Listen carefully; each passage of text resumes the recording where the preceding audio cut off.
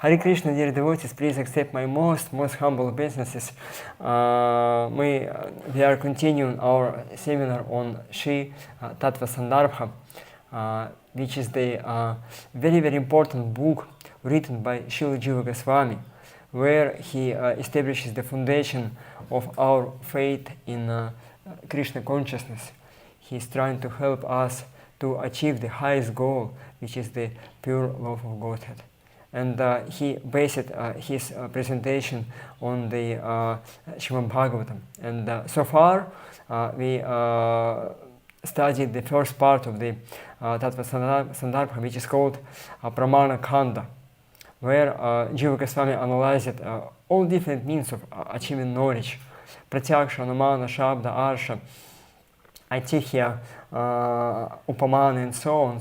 So many different ways how we can try to understand the absolute truth. And then finally he came to the conclusion that only by the mercy of Shrimad Bhagavatam, which is the Shri Krishna Pratinidhi Rupam Eva Yam, which is the second copy of Krishna, non-different from him.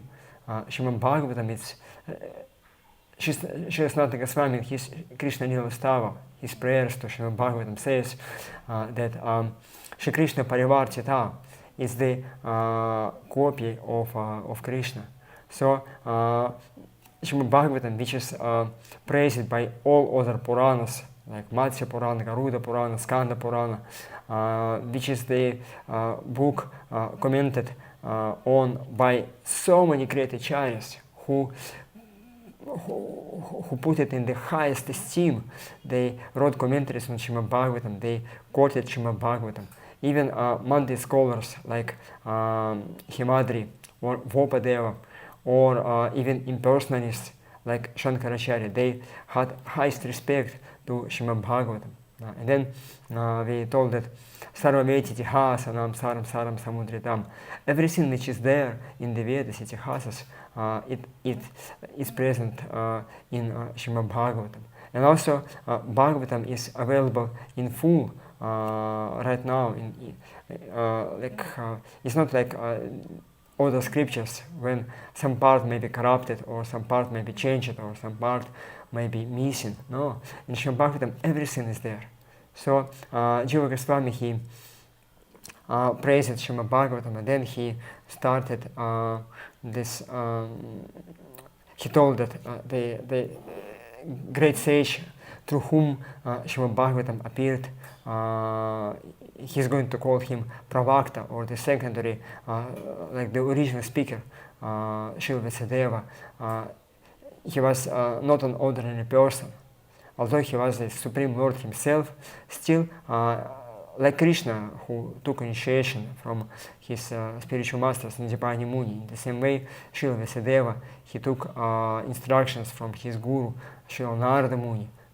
And Narada Muni ordered him, Rukramasyak Kilabanha Muktaye, Samadhina Anusmarata Tvishishtitam, for the sake of liberation of all the living entities. Akila Bandha Muktaye, from all the illusion, all problems, to solve all their problems. Samadhi Nanusmarata Tvishishtitam, enter into Samadhi and describe the pastimes of the Supreme Lord. That's what you didn't do in your previous works, like whole Vedas, whole Mahabharata, Vedanta Sutra. It's not there. But this is the most important part of all the Vedic literatures. Vidasya Sarvajna Ahama Vidya.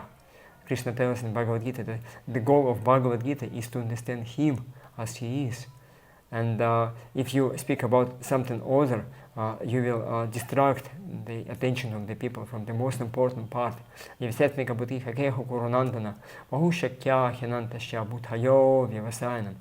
Krishna speaks about that also in Bhagavad Gita, that one who goes by that path, he should be very much determined. And those who have many goals, they are intelligence is many branches.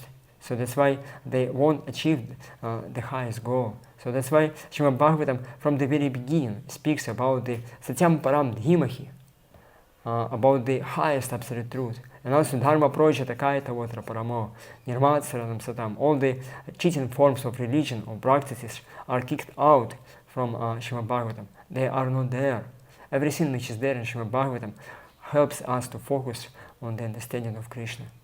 And that's why Jiva Goswami, he spoke that Srila Vyasadeva, he is the special. And then he spoke about the speciality of Srila Shukadeva Goswami, Suttam Atmavatam Varam, who was the best of all learned persons. And we yesterday we read from the first canto of Srimad Bhagavatam, 19th chapter, how Shukadeva Goswami, he entered into the assembly of great sages, including Srila Narada Muni, Srila Vyasadeva, Lord Parashurama, Parashara Muni, so many great sages, Angira Muni, Raja Rishi, Deva Rishi, Veda Rishi, so many great sages. But when he entered, all of them stood up. And then he started speaking Srimad Bhagavatam. And as we said, Atmavid Samatah Pamsam Shatavyaja Shayad Paraha, that before speaking Atmavid Samatah, he offered his obeisances to his guru and father Srila Vyasadeva, and to Narada Muni, and to all the great sages, because he understood that they are superior to him. And in the same way, I'm feeling very much embarrassed that I have to speak in front of all of you great Vaishnavas, and just only by the order of my superiors, or order by my Guru Maharaj, my who the VIC team who asked me to speak about Shri Tattva-sandarbha. I would like to prefer to hear from all of you, because you are such a wonderful devotees. But still, we are trying to churn what is there in the Shri Tattva-sandarbha. So that's why Srila Shukadeva Goswami, he spoke Srimad Bhagavatam, and he was accepted as the most senior, although he was not senior by the age, but senior by the realization. And then, as we say that both his guru and Param Guru, Srila Vyasadeva Narada Muni, while listening to his narration of Srimad Bhagavatam, although they knew Bhagavatam already, but they felt that it's something extraordinary. Shukamukhatamritam drava samyutam, because he put, Shukadeva Goswami, he put his anubhava, his realization into his words, and that's why it was so relishable. In the same way as the parrot touches the mango fruit, and it becomes even more sweet.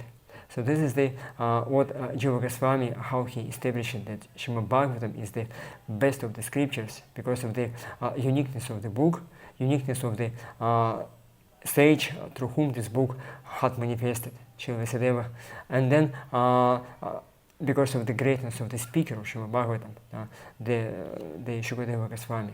And yesterday we spoke a little bit about Shukadeva Goswami, how so many irregularities are there in his personality. And I don't know if you received it. I sent in the chat of Shri Tattva-sandarbha this verse from the Bhakti Rasamrita Sindhu 1.3.20 with the translation of Bhanu Maharaj, where it is said that there are three kinds of special mercy of Krishna: Vachika Dana, Darshana Dana, and Harda Dana, by which Krishna can directly give bhava to the living entities.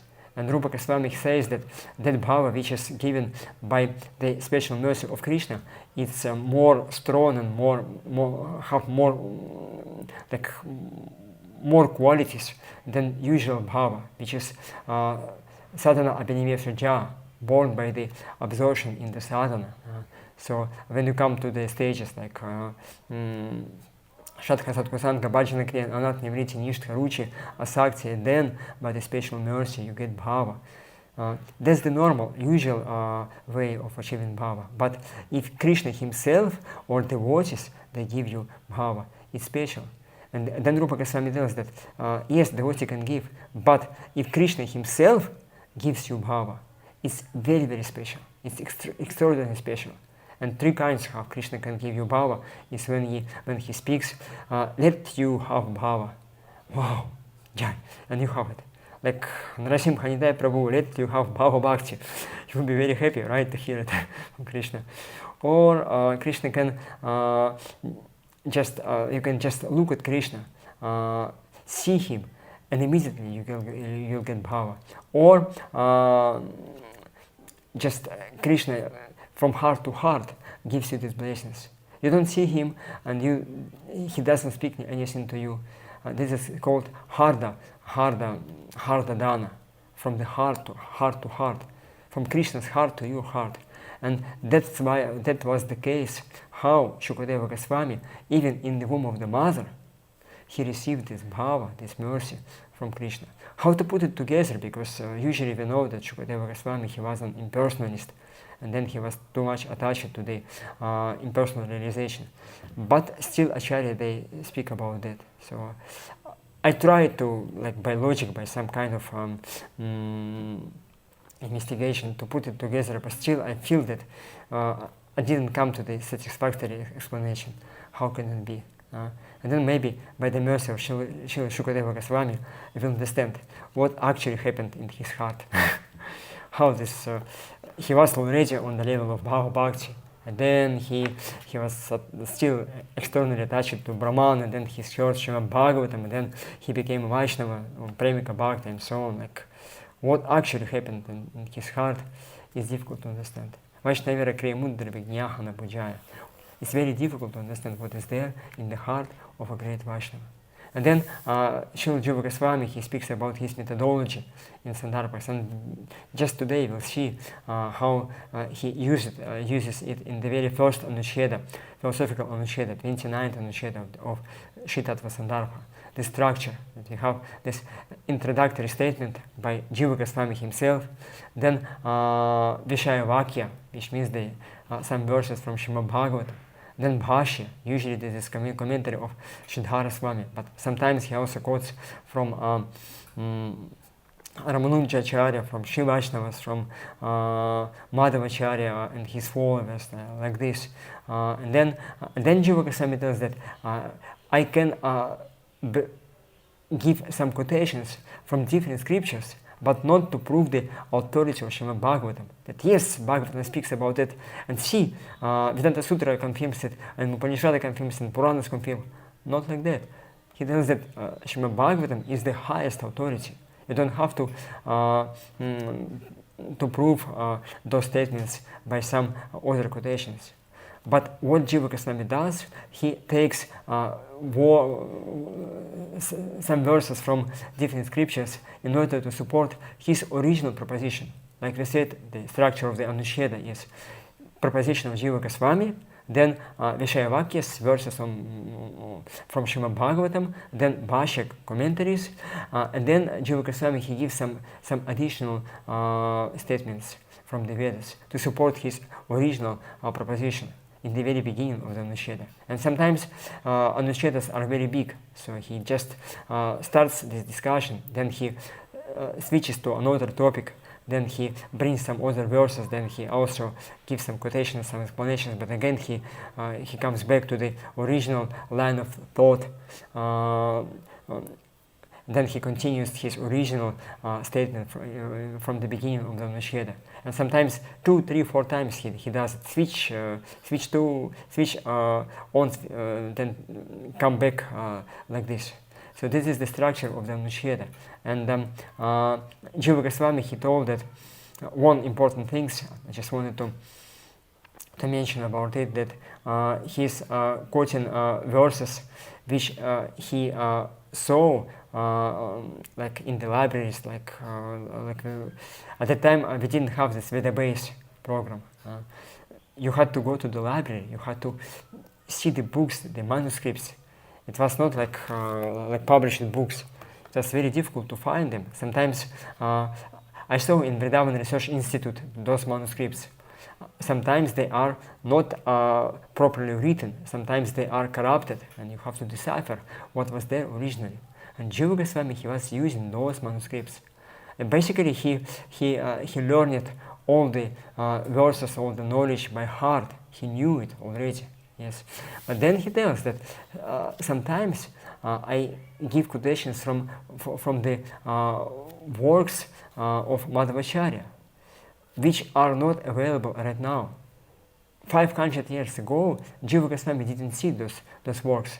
And what to speak of today, we also don't see them right now. But he tells that because Madhvacharya, he was crystally pure, his reputation is spotless. He didn't have any ulterior intentions while quoting some works which are not available right now. We can believe him that he is not kind of a duplicitous or hypocrite person. He wanted to sincerely give this knowledge. And Shastra Yonitvad, all the great acharyas, they knew that Shastras is the root of all reliable knowledge. And that's why whatever they speak, they used to confirm with the quotations from Shastras. And because Madhvacharya, he was bringing those quotations from Shastras, he was sure that they are authoritative. And also, he himself, we quoted these verses, he says that whatever I wrote is according to the views of Srila Vyasadeva. As we said that the history says that he went to the Badrikashram, not just Badrikashram, but to Uttara Bhadri, the highest realm of Badrikashram, and there he met Srila Vyasadeva. And he asked him questions, and Vyasadeva, he gave him full understanding how to present the philosophy. So Madhvacharya, he is completely pure Vaishnava. And that's why Jiva Goswami tells that I can believe that if he quotes some works, is authoritative. But then question arises. Jiva Goswami himself, in few places, deviated from the views of Shripad Madhvacharya. Wow, how to understand it? You know that our Sampradaya and Madhva Sampradaya, they are kind of Achintya Bheda Abheda Tattva. We are same and different from Madhva Sampradaya. Same because like kind of formally we are affiliated to the Madhva Sampradaya, but we are different by philosophy. And Srila Baladeva Pushana, he speaks in his commentary on Tattva-sandarbha that there are some differences in what we say in the teachings of Gaudiya Vaishnavas from the teachings of Madhvacharya. Shankarasya tu tatyaja itaityhyam asti. First he tells that when we hear that Madhvacharya, he was first the disciple in the Shankaracharya's parampara, and then he tells that Shankarasya tu tatyaja itaityhyam asti. Baladeva Pushana tells that yes, there is such a story. It's not just we imagine that, oh, great Vaishnava Madhava, he was the disciple of Shankaracharya in their parampara. No, it was actually the fact. So he confirms that there is such a story. It's not bogus. And then he tells, Pracharita iti bhaktanam vipranam eva mokshaha. But he tells that he quotes on the verses from this Anucheda that Jiva Goswami, he tells that Pracharita Vaishnava Mata Visheshanam, that Madhvacharya, he is the follower of the Vaishnava Mata, Visheshanam, special. Vishesha means the special kind of Vaishnava understanding. And then Baladeva Pushana, he tells, yes, Madhava's views are special, and our Gaudiya Vaishnava views, they are also special. What is the speciality? First is that first difference. He lists few differences. That Pracharita iti bhaktanam vipranam eva mokshaha. That only the devotees who are brahmanas by birth or by qualification, only Brahmana Vaishnava can get moksha. That we don't agree with the Madhavas. And that's the very, very strong stress to Varnashama Dharma, that you have to strictly follow Varnashama. Then Deva Bhakteshu Mukyaha, that the best Vaishnavas, best devotees are Devas, or demigods like Vayu, Brahma, and so on. Then Virinchasya eva sayujjam, that only by the mercy of Virinchi or Lord Brahma you can get the liberation. Then Lakshmiya jivaka utitvam it evam mati visheshakha. And that also that Lakshmi Devi, she is Jiva. That's what say Madhvacharya. No, we say that Lakshmi, she is the Shakti, not the Jiva. And then Baladev Bhushan tells, it's evam mati visheshakha. So that's the difference, our thought from the Madhava's thought, from Madhava's philosophy. So actually our Acharya, they openly tell that, yes, we are not the same with Madhavas. But then in the same way, as we are going to study today, in the Shankara Sampradaya, is the same Sampradaya, but they have different views. They have Parichedavada, Prasibimbavada, Vivartavada, Ekajivavada, so many different theories. But still, they are both called Mayavadis. So in the same way, although we are different from Madhava Sampradaya, still we can be part of the Madhava Sampradaya. Because it's not crucial difference between our philosophy and philosophy of Madhvacharya on the basic points that Krishna is the supreme Lord and we are his servants, and bhakti is the highest means of success. So at that we agree with Madhvacharya. So that's what Jiva Goswami told about. Will you please repeat what you just said about Lakshmi Devi? They think that Lakshmiya jivakotitvam jivaka, that Lakshmi, she is Jiva. That's the opinion of Madhava Sampradaya, according to Baladev Bhushan. I have studied it like very thoroughly, but still in Prameya Ratnavali, Baladev Bhushan, he also speaks about that. He says that there is a hierarchy of the forms of Krishna. Not exactly hierarchy, because according to the Madhava Sampradaya, they have Panchabheda. Jiva Jada Bheda, the difference between Jiva and matter. Then Jiva Bheda, difference between one Jiva and another Jiva. Then Jada Bheda, the difference between the one matter and another matter. And then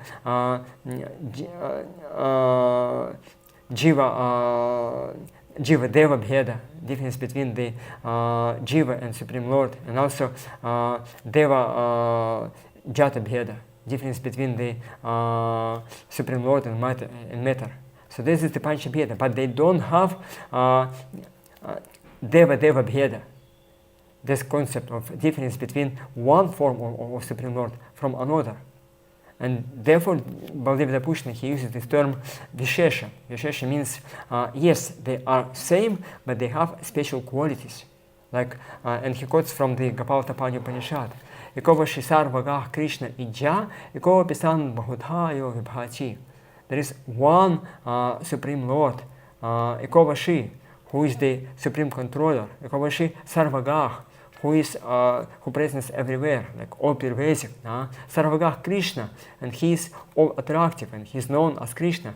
Ijja, and he is worthy of worship. And then Ekopisan, although he is one, Bahudhayo Vibhati, he manifests himself in many forms.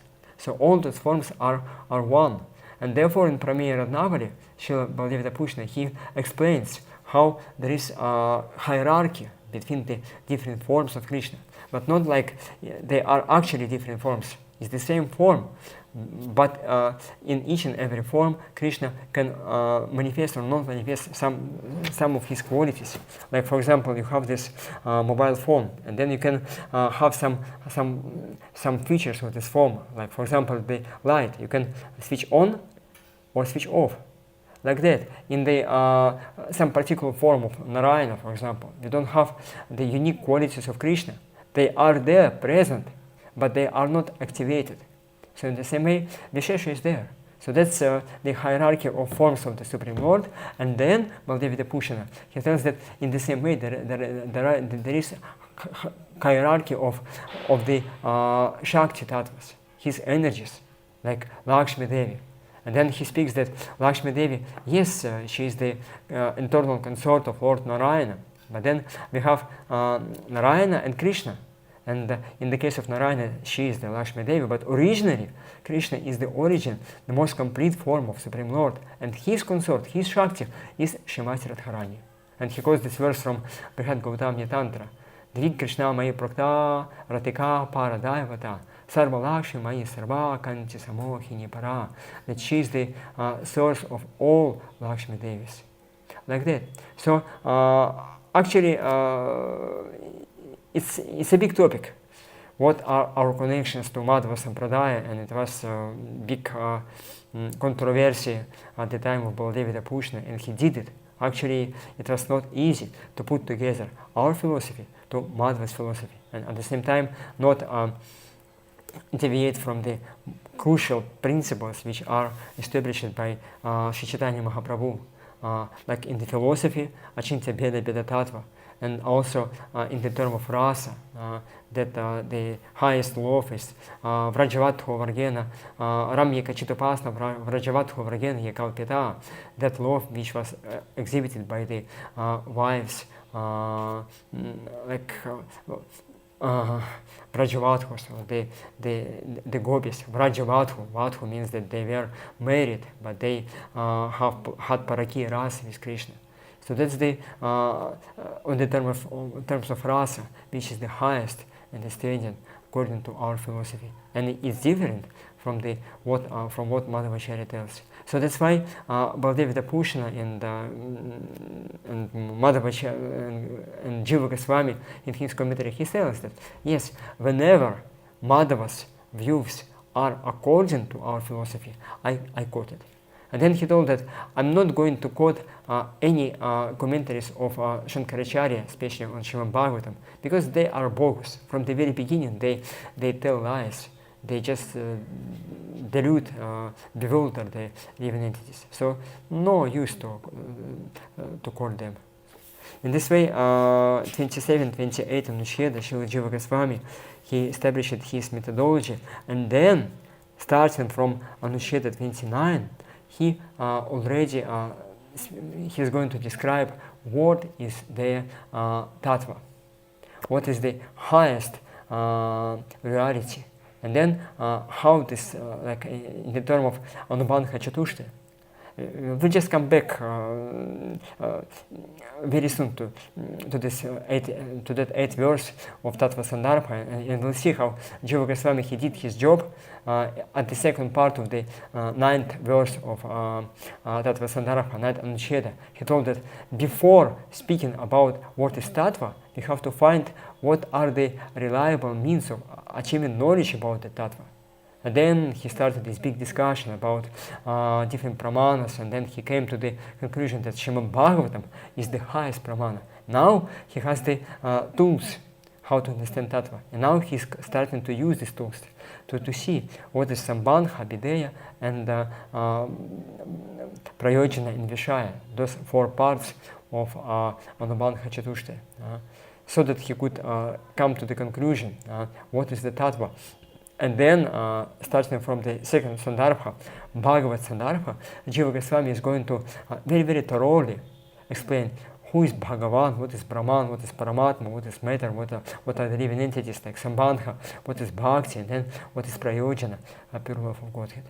But first he has to do it in very, very short, like a structure of Sambandha, Abhideya, Prayojana, to put priorities. Because otherwise, if you, in the very beginning, on the stage of making foundation, make a mistake, then everything which you build on this some foundation will be unstable, and your house can get destroyed.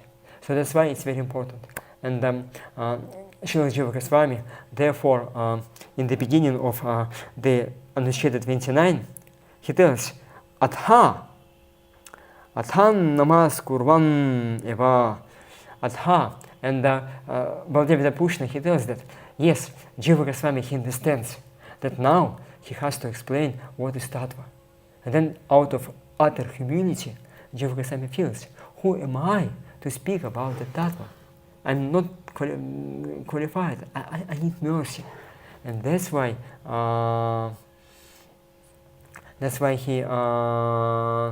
he tells that I'm adhato, like it's the word of prayer. Please give me mercy so that I could do it. So in the same way, let us pray to Krishna, to Guru Parampara, chant this Mangal Charan so that we could accomplish our study of Shri Tattva-sandarbha. Okay. And also I wanted to tell you, as Prabhupada Priya Mataji, she wrote that we have only 3 more classes to finish Tattva-sandarbha. Yes, and we have many Anuchedas. So I wrote to the organizers, but I didn't get a reply yet. But we have few options. Like what option, which I see right now, is that in the Prameya Khanda we have 3 portions, like, or 3 parts. 3 parts, and each and every part it consists, like first part it's Anuchedas from 29 to 49. Then third part is also like 5 or 6 Anuchedas, and the third part is also kind of 10 Anuchedas, or 8, 9, 10 Anuchedas. So maybe what we could do during those 3 days, make kind of a summary what Jiva Goswami tells, or if somehow we'll have some more classes, somehow if it's available to get some more classes, then we could continue to our study of Tattva-sandarbha. But let's see how it goes. I didn't get a reply yet.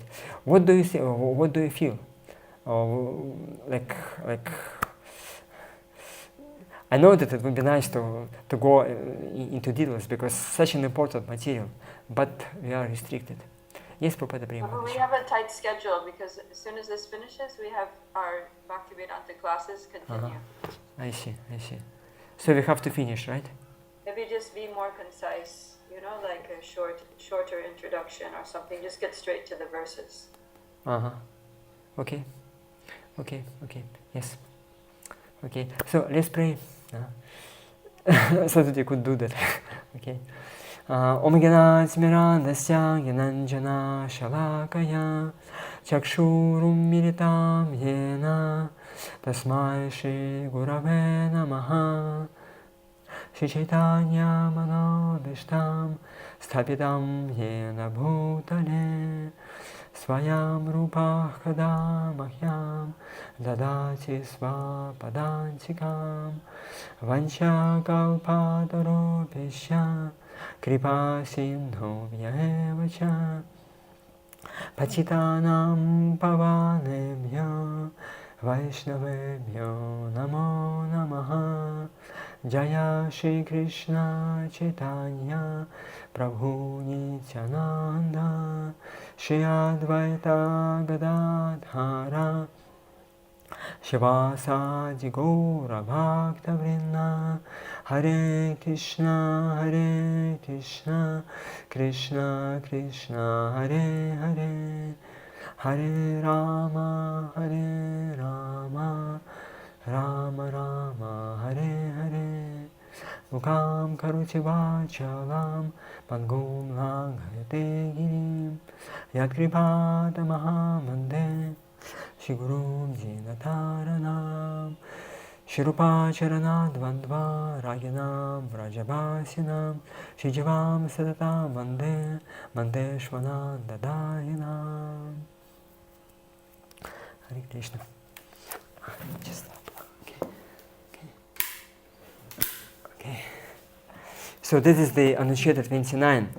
Jiva Goswami tells, now let us look at a verse that offers homage to the speaker of Shrimad Bhagavatam and briefly defines the Bhagavatam's message by reflecting on the attitude of the speaker's heart. This is the verse from the 12th canto of Shrimad Bhagavatam, 12:69. Now we are on Anucheta 29, it's page 121, 121. Okay? Shrimad Bhagavatam 12:69. Okay. 12:69. 69, yes.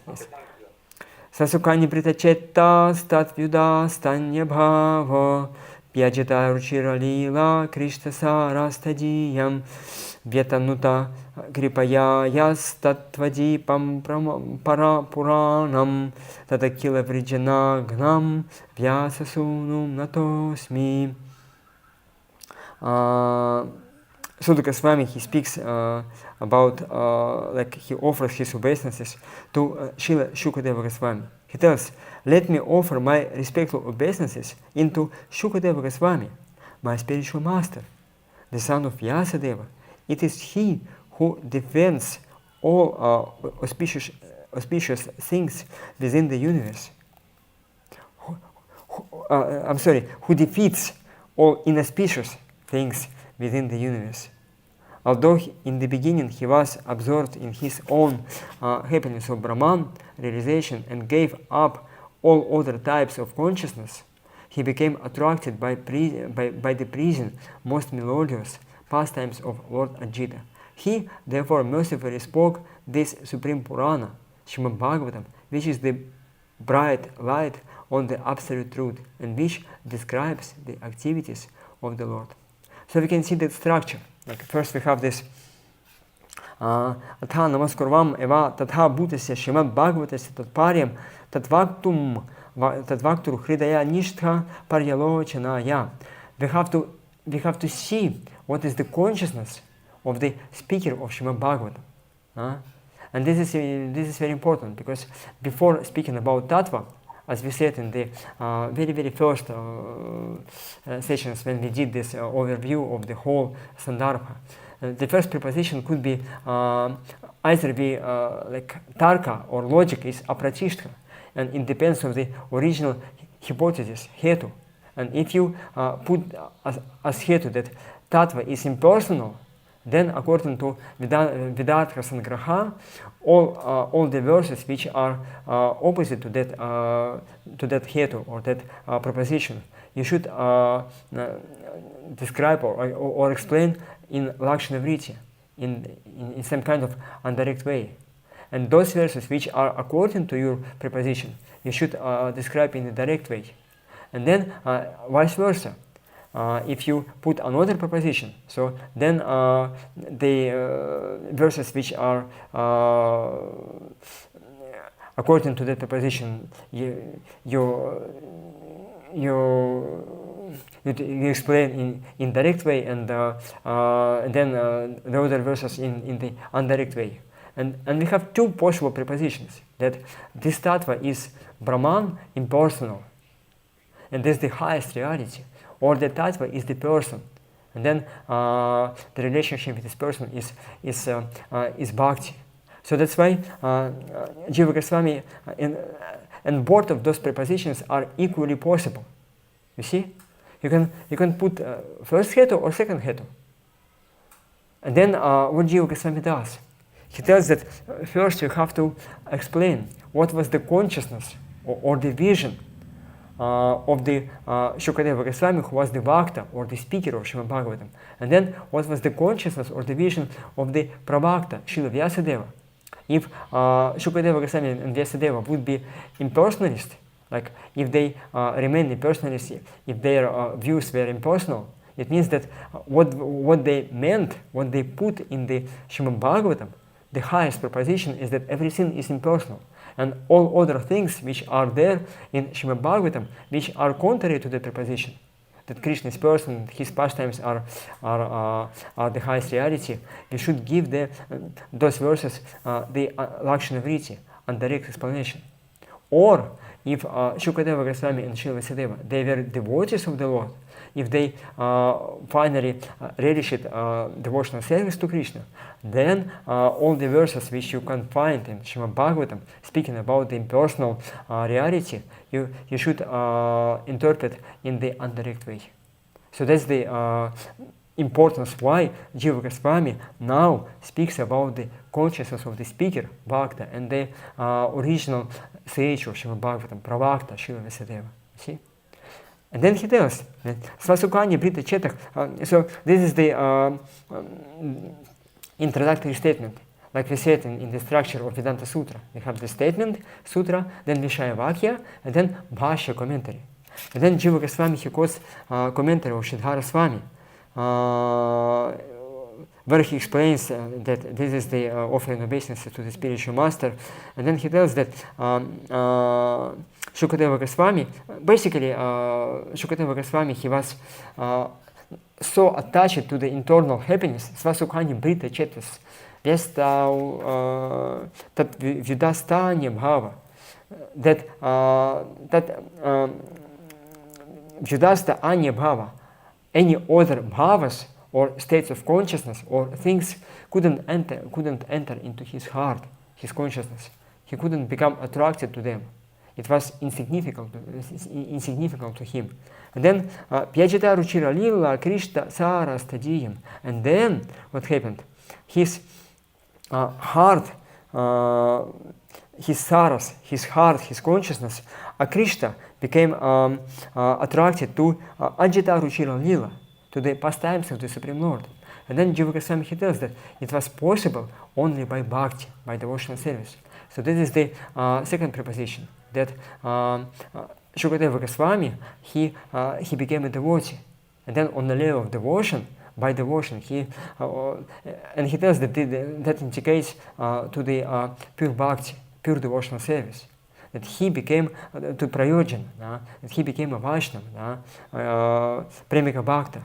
And then also he says that in order to achieve this Prema Bhakta, you should practice Sadhana Bhakti, which is Ajita Ruchila Lila, hearing the pastimes of Krishna. As we know that Jiva Goswami, he again and again he speaks that the heart of Bhakti is Krishna Katha. He calls it Shravana Kirtana Lakshana Bhakti. Bhakti, which has the main characteristics, the Shravana Kirtana, Smarana. When you hear about Krishna, then it creates you in your heart the desire to serve Him, to do something for Him. Right? And Vetanutta Kripaya Yas Tattva-dipam Puranam. And then that Shukadeva Goswami Kripaya, out of compassion to those who didn't feel such a happiness, both materialists and impersonalists, for the sake of all of them, Vetanutta Kripaya Yas Tattva-dipam Puranam. He spoke this Tattva-dipa Purana, Srimad Bhagavata Purana, which is the light of Tattva, of knowledge. Which Tattva? Tattva that Krishna is the supreme reality. Tam Akila Vrijana Gnam Vyasasunum Natosmi. And then Sutta Goswami, he offers obeisances to the son of Vyasa, Shukadeva Goswami, who is Akila Vrijana Gnam, who is able to dissipate all the darkness of illusion, all the obstacles to pure devotional service. So Srimad Bhagavatam is meant to purify our heart from all inauspicious things, all anarthas, all delusions, like all doubts. Why? Because they can prevent you from serving Krishna. That's the problem.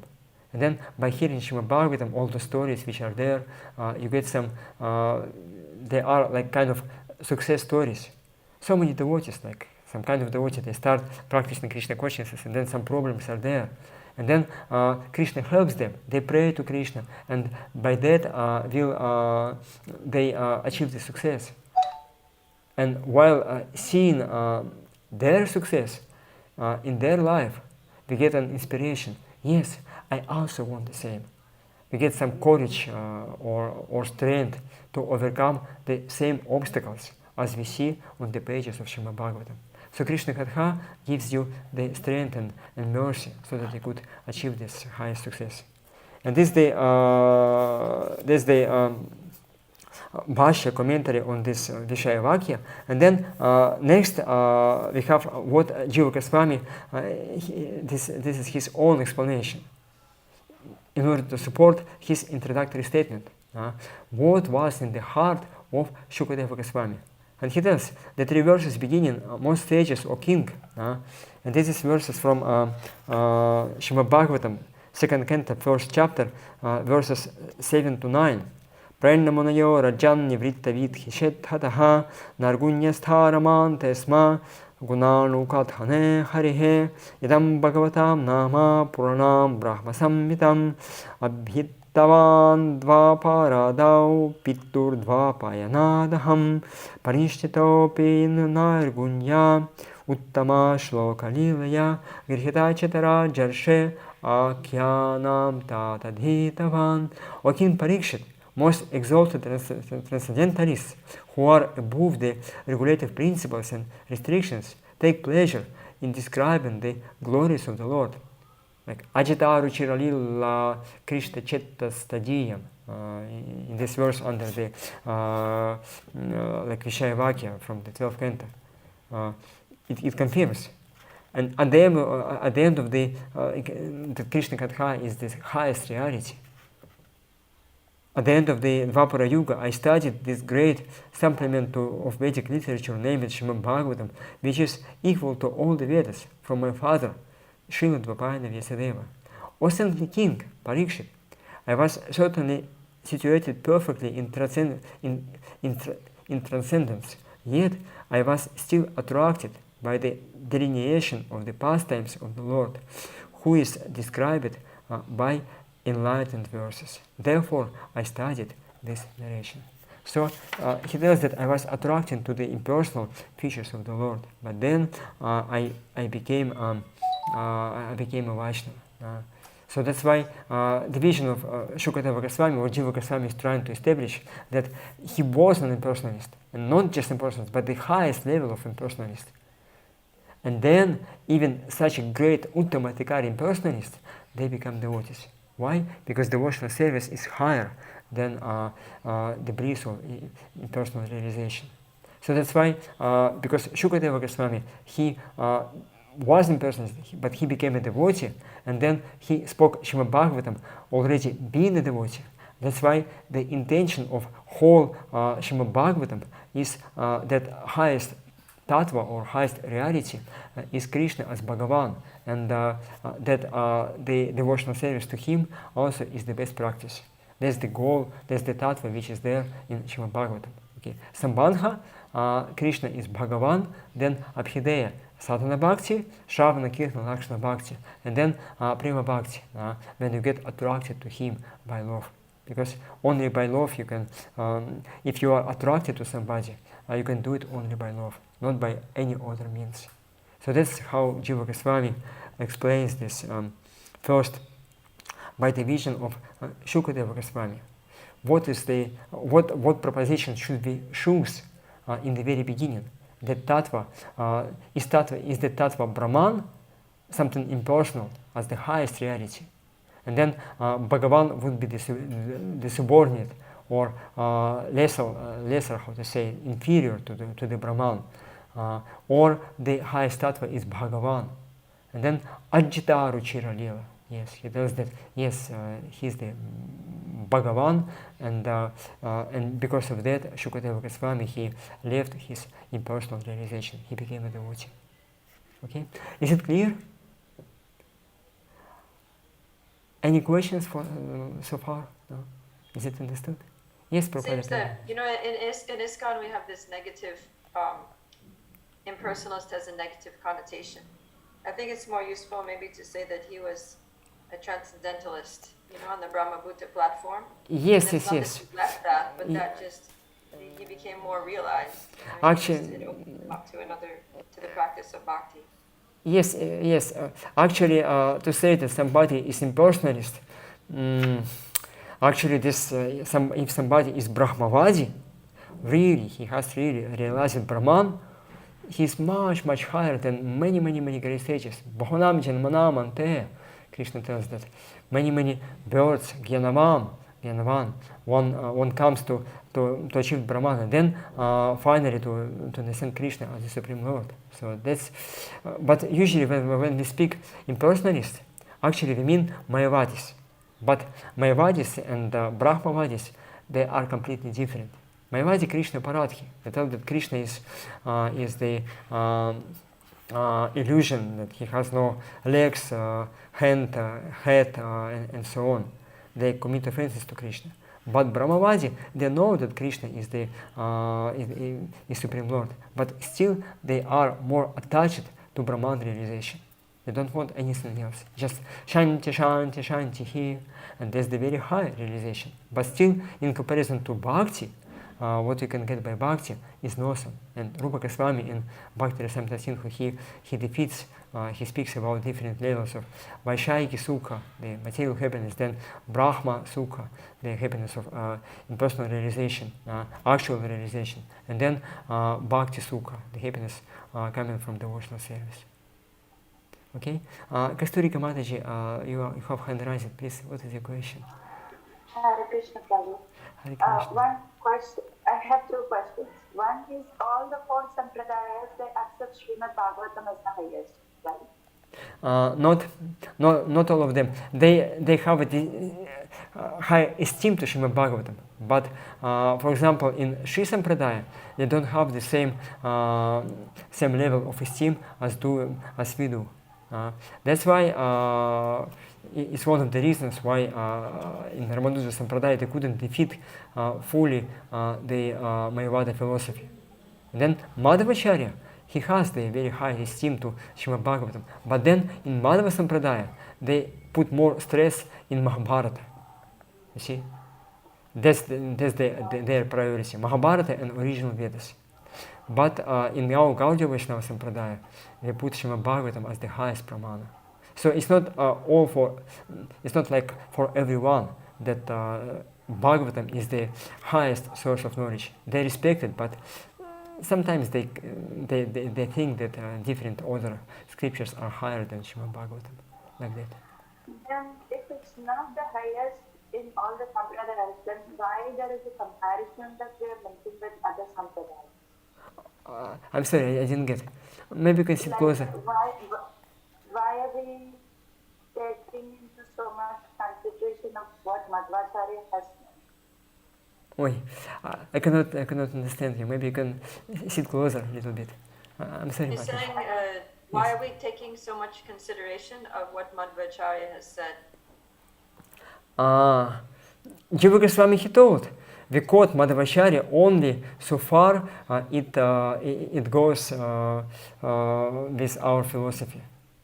Whatever he speaks something other, and then we have these different theories that Bahujiva Vada, for example, that many jivas can be in one person. Then that there are different kinds of jiva, like Mukta jiva or Asuri jiva, and then Samsari jiva, and so on. We don't accept these views, which are in Madhava Sampradaya. You see? And Jiva Goswami, he repeats in his commentary to 10 canto, 12 chapter, very, very, very first verses. He tells that those chapters, they are not interpolated chapters, they are real parts of Srimad Bhagavatam. And then he refutes some of the views of Madhava Sampradaya in his commentary to the very first verse. See? So that's why we accept from different sampradayas only those things which are according to our philosophy. That's the strategy which Jiva Goswami uses. See?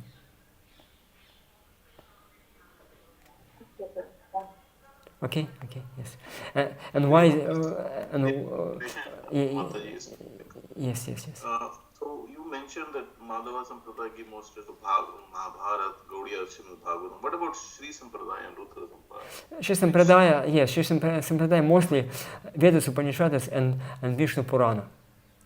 Like we know that this Ramanujacharya, he promised like this 3 fingers, 1, 2, 3. Like he promised to in front of Yamunacharya that he is going to defeat the Mayavada philosophy, establish the Vaishnava thoughts. Then he will write commentary to Vedanta Sutra. And the third one, that one of his disciples, he will name Parashara in honor of Parashara Muni, who is the main speaker of Vishnu Purana. Like that. So basically they take Vishnu Purana as the highest. And we have many commentaries to Vishnu Purana by Sri Sampradaya. Yeah. And then Rudra Sampradaya, Prabhuji? Rudra Sampradaya, I'm not sure. But because now Rudra Sampradaya basically is kind of Vallabha Sampradaya, and they have this Pushti Marg, they also accept Srimad Bhagavatam, they worship Srimad Bhagavatam, but they have some kind of they say that if you worship Srimad Bhagavatam, you can get some understanding of Srimad Bhagavatam, like some inner understanding, like kind of revelation from Srimad Bhagavatam. So their commentaries sometimes they are a little bit fancy, like what Vallabhacharya says in his commentary. You can't understand why he's speaking so like that. And then, but they speak about Pushti Marg. They say that just Vaidhi Bhakti is Maryada Marg, but Pushti Marg is the Raganuga Bhakti. But for them is mostly Vatsalya Bhakti. They don't accept the Madhurya Bhakti as basically that they don't like it. They might know about it, but they don't like it. And in Barka Sampradaya, also in Vrindavan they chant this Radha Krishna, Radha Krishna, Krishna, Radha Sham, Sham Sham, Radha Radha, like this. So they changed the Hare Krishna mantra to stress more worship to Shyam and Radha, Shrimad Radharani. But originally, in his commentary, Nibarkacharya, he doesn't say about that. So looks like it's the already later influence to this Sampradaya after Lord Chaitanya Mahaprabhu. So. Thank you, Prabhu. Okay. Yes. Please, Bhakti Nivas Prabhu. I don't know what is your good name. Yes. I'm sorry. Yes, I have to change the name. Yes, sure. Please accept my humble obeisance. So I got little doubt today after your talk. As you said just now that these Brahmavadis, these are the people, Gyanis, who know about the Brahman. But are they only knowing about Brahman, or they do know about, they have the information about Paramatma and they do have the information about Bhagavan, but they are attached with Brahman? Yes, like that. Yes. That's the fact, or this is the fact that they know only up to the Brahman? No, they know about Krishna. Like Jiva Goswami, Jiva Goswami speaks about in Bhagavad-sandarbha about 4 Kumaras.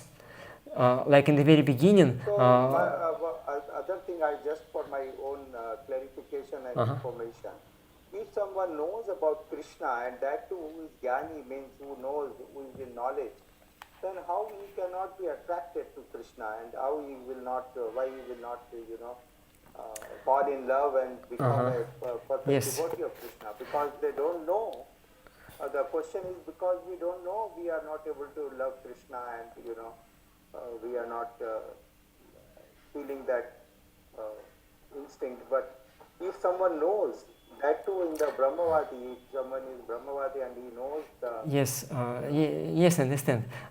The question is to really know. If you know, like in Hare Krishna, in our movement, we read Prabhupada books, we hear about Krishna, but who really knows Krishna as he is? If we knew about Krishna, we would just run like anything to serve him, to do something for him, to love him. But this knowledge is just external, see? Even for us, who are the devotees of Krishna. What to say about the Gyanis? They can know theoretically that Krishna is there, Paramatma is there, but they are more attached to the impersonal realization. They have this bliss. They don't want anything else. Okay, right now I'm happy. I have Brahmananda. And what about this devotional service? You have to do something, to go somewhere. No, I'm okay right now. You see? That's why they don't perform devotional service. And without performing devotional service, they won't get a higher knowledge about Krishna and higher taste. See? So that's why the only way how to help them is to give this higher taste. And devotees, they travel around, they speak about Krishna, they distribute prasadam, and little by little, those people, they can get some higher taste, and then they can understand that bhakti is better than Brahman. But it's difficult. Na nirvinona чисто. It is said that na nirvinona чисто. If you are too much attached to material world or too much detached, like Brahmavadi do, it's difficult for you to start practicing devotional service. It's an obstacle. And Krishna speaks about that also in the very beginning of the 12th chapter of Bhagavad Gita. Krishoti kata rastrisham. Can we also say that they do not know Krishna as he is? Yes, exactly. They can just know, okay, he is Bhagavan, he is there, but if they actually knew about Krishna, they would never stay Brahmavadis. They would start practicing devotional service to him. Aham sarvasya prabhavo mata sarvam pravartate ittimat pabhajante mam buddha bhava samanvitaha. Krishna speaks about it in the Chaturshloki, Bhagavad Gita 10:8. Like, aham sarvasya prabhavo mata sarvam pravartate ittimatva, knowing me like that, bhajante mam buddha bhava samanvitaha. Really intelligent people, they start worshipping me. You see? So that's why they don't know about Krishna. That's why they don't worship him. Actually. Yes, Mataji Prabhupada, please. I'm thinking that this wasn't the case with Shukadev Goswami, because he didn't hear about Krishna, while he was in the womb like Prahlad. But he was a liberated, he was a transcendentalist already. And then as soon as he was born, he just left for the forest, and he didn't give his father a chance. Srila Vyasadeva was like, wait, I have something to tell you. Yes, but he just left. Yes. And then later, Vyas sent some disciples and he recited, Aho Bhakiyam Stanakala, Yes. Then he immediately became attracted and went back. Yes. So it's not that he already knew and he was thinking that Brahman was higher. I think he was just not informed. No, you see, Brahma Purana tells that before he came out of the womb of his mother, he asked Krishna to come to make sure that Maya won't touch him. And then Brahma tells also, as soon as he was born, he bowed down to Krishna and then he started glorifying him somehow. And then Krishna told him, okay, let you be named Shukadeva, because like parrot, you're very sweetly speaking. So he knew about Krishna, but still he was more attached to the impersonal realization. Sasukani Brita Chettas, Saras, that Vidastanya Bhava. He didn't want anything, including Krishna, because he didn't know about him. But then, when he got attached to the hearing about Krishna, Achita Ruchila Lila Krishna Saras Tadiyam, then he went back to Srila Vyasadeva, and then he started Srimad Bhagavatam, then he became a devotee. So then, Prabhu, that doesn't make sense, because he knew Krishna properly. He had he didn't know Krishna properly. No, he didn't know Krishna properly before. You see? But how was he on the stage of Bhava? That's what I say, that is difficult to understand. You get Bhava from the personal Brahman? Yes. But according to what our Acharya tell, it was kind of pastimes performed by Shukadeva Goswami. You see, Mataji, for me, it's also new information. You see, I didn't know about that until I taught Bhakti Rasamrita Sindhu, and until I came to this commentary by Jiva Goswami, or what Rupa Goswami said about Shukadeva Goswami. I was completely convinced that Shukadeva Goswami, he was just impersonalist, hardcore, but actually it wasn't. You see, so that's why I have the same problem as you, as you have. The only way it makes sense is if it's a pastime, and the whole thing is just to illustrate that personalism is higher than impersonalism. Yes, exactly. That's how I understand now. But maybe some higher understanding is there, and I would be very grateful if any of the learned Vaishnava can help me in that. Okay? Prabhu, there's one point. Yes. Now, if you take that point from Brahmavarta Puran as pramana to explain the position of Shukadeva Goswami, we are giving precedence to Brahmavarta Purana instead of Srimad Bhagavatam. Like Mataji was quoting, oh, Bhakiyam Stanakala Puttam, and then Vadhapiran Dadavara which makes the two verses that make the conversion, so to speak, of Shukadeva Goswami. Yes. And the further is how, okay, just for the sake of understanding, how do we compare their position to the position of Shukadeva Goswami? Because I'm still also confused, like Mataji asking this question, so I'm following up. And I'm also thinking, then what is the difference in their in the position of Shukadeva Goswami and the four Kumaras, who are also more or less on the same approach Yes, to yes, yes. transcendence, but their conversion was done by the mercy of Lord Vishnu directly, Not directly. but It was combined efforts. he was given so much information before, and then when he got the quality of the Lord. No. Actually, it's Advaita Krishna Prabhu. It's complicated. With four Kumarov, it's complicated. Jiva Goswami, he's speaking about that in Bhagavat-sandarbha, 70 something like that Anucheta. He analyzes this whole incident with the conversion of four Kumaras. And then he says that originally was the blessings of Lord Brahma, who wanted to give them knowledge about Krishna. But they just, no, Krishna. Brahman, speak about Brahman. And he was forced to speak about Brahman. But then in his heart he was praying, Krishna, please help them to become your devotees. And because of this prayer, Krishna arranged that Yayau Vaikuntha Nilayam Sarvaloka Namaskritam. They were able to enter the Vaikuntha Loka. And then in the Vaikuntha Loka they feel yet Atikritya Bhagavan. They feel the presence of Krishna. And they already knew about Krishna. It was something theoretical for them. But then this Yoga Maya, again by the blessings of Lord Brahma, who wanted to give them bhakti, Yoga Maya, she gave this higher bliss to four Kumarov. And then they wanted to see, okay, this is Krishna. We heard about him from Lord Brahma, but we didn't know much, but we want to take darshan of him. And then Krishna, knowing that they're coming, he arranged these pastimes that they were not let enter in, and then they cursed for Jaya Vijaya. And then Krishna appeared, and it is said that Krishna appeared not in Garuda, he was walking by foot, by his lotus feet. Oh, okay. You see? So, yeah, you see? Help me reconcile another difficulty I have is Yes. Maitreya talking to Vidura, and Maitreya established his own kind of parampara, saying that he studied from Parasara and so on, and then it went all the way up to the four Kumaras whom they studied under from Sankarshan.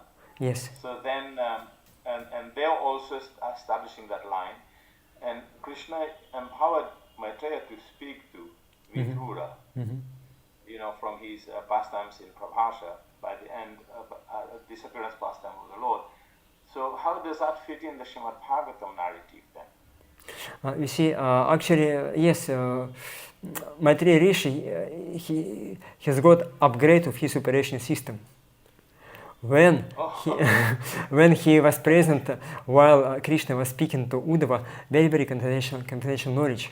Vishnu Chakravarti in his commentary, he tells that was knowledge even higher than Chaturshloki Srimad Bhagavatam spoken to Lord Brahma, because that was knowledge how to live in this material world, be separated with Krishna, but through the viraha get united with Krishna, to always feel Krishna's presence. So that's why it was very confidential knowledge.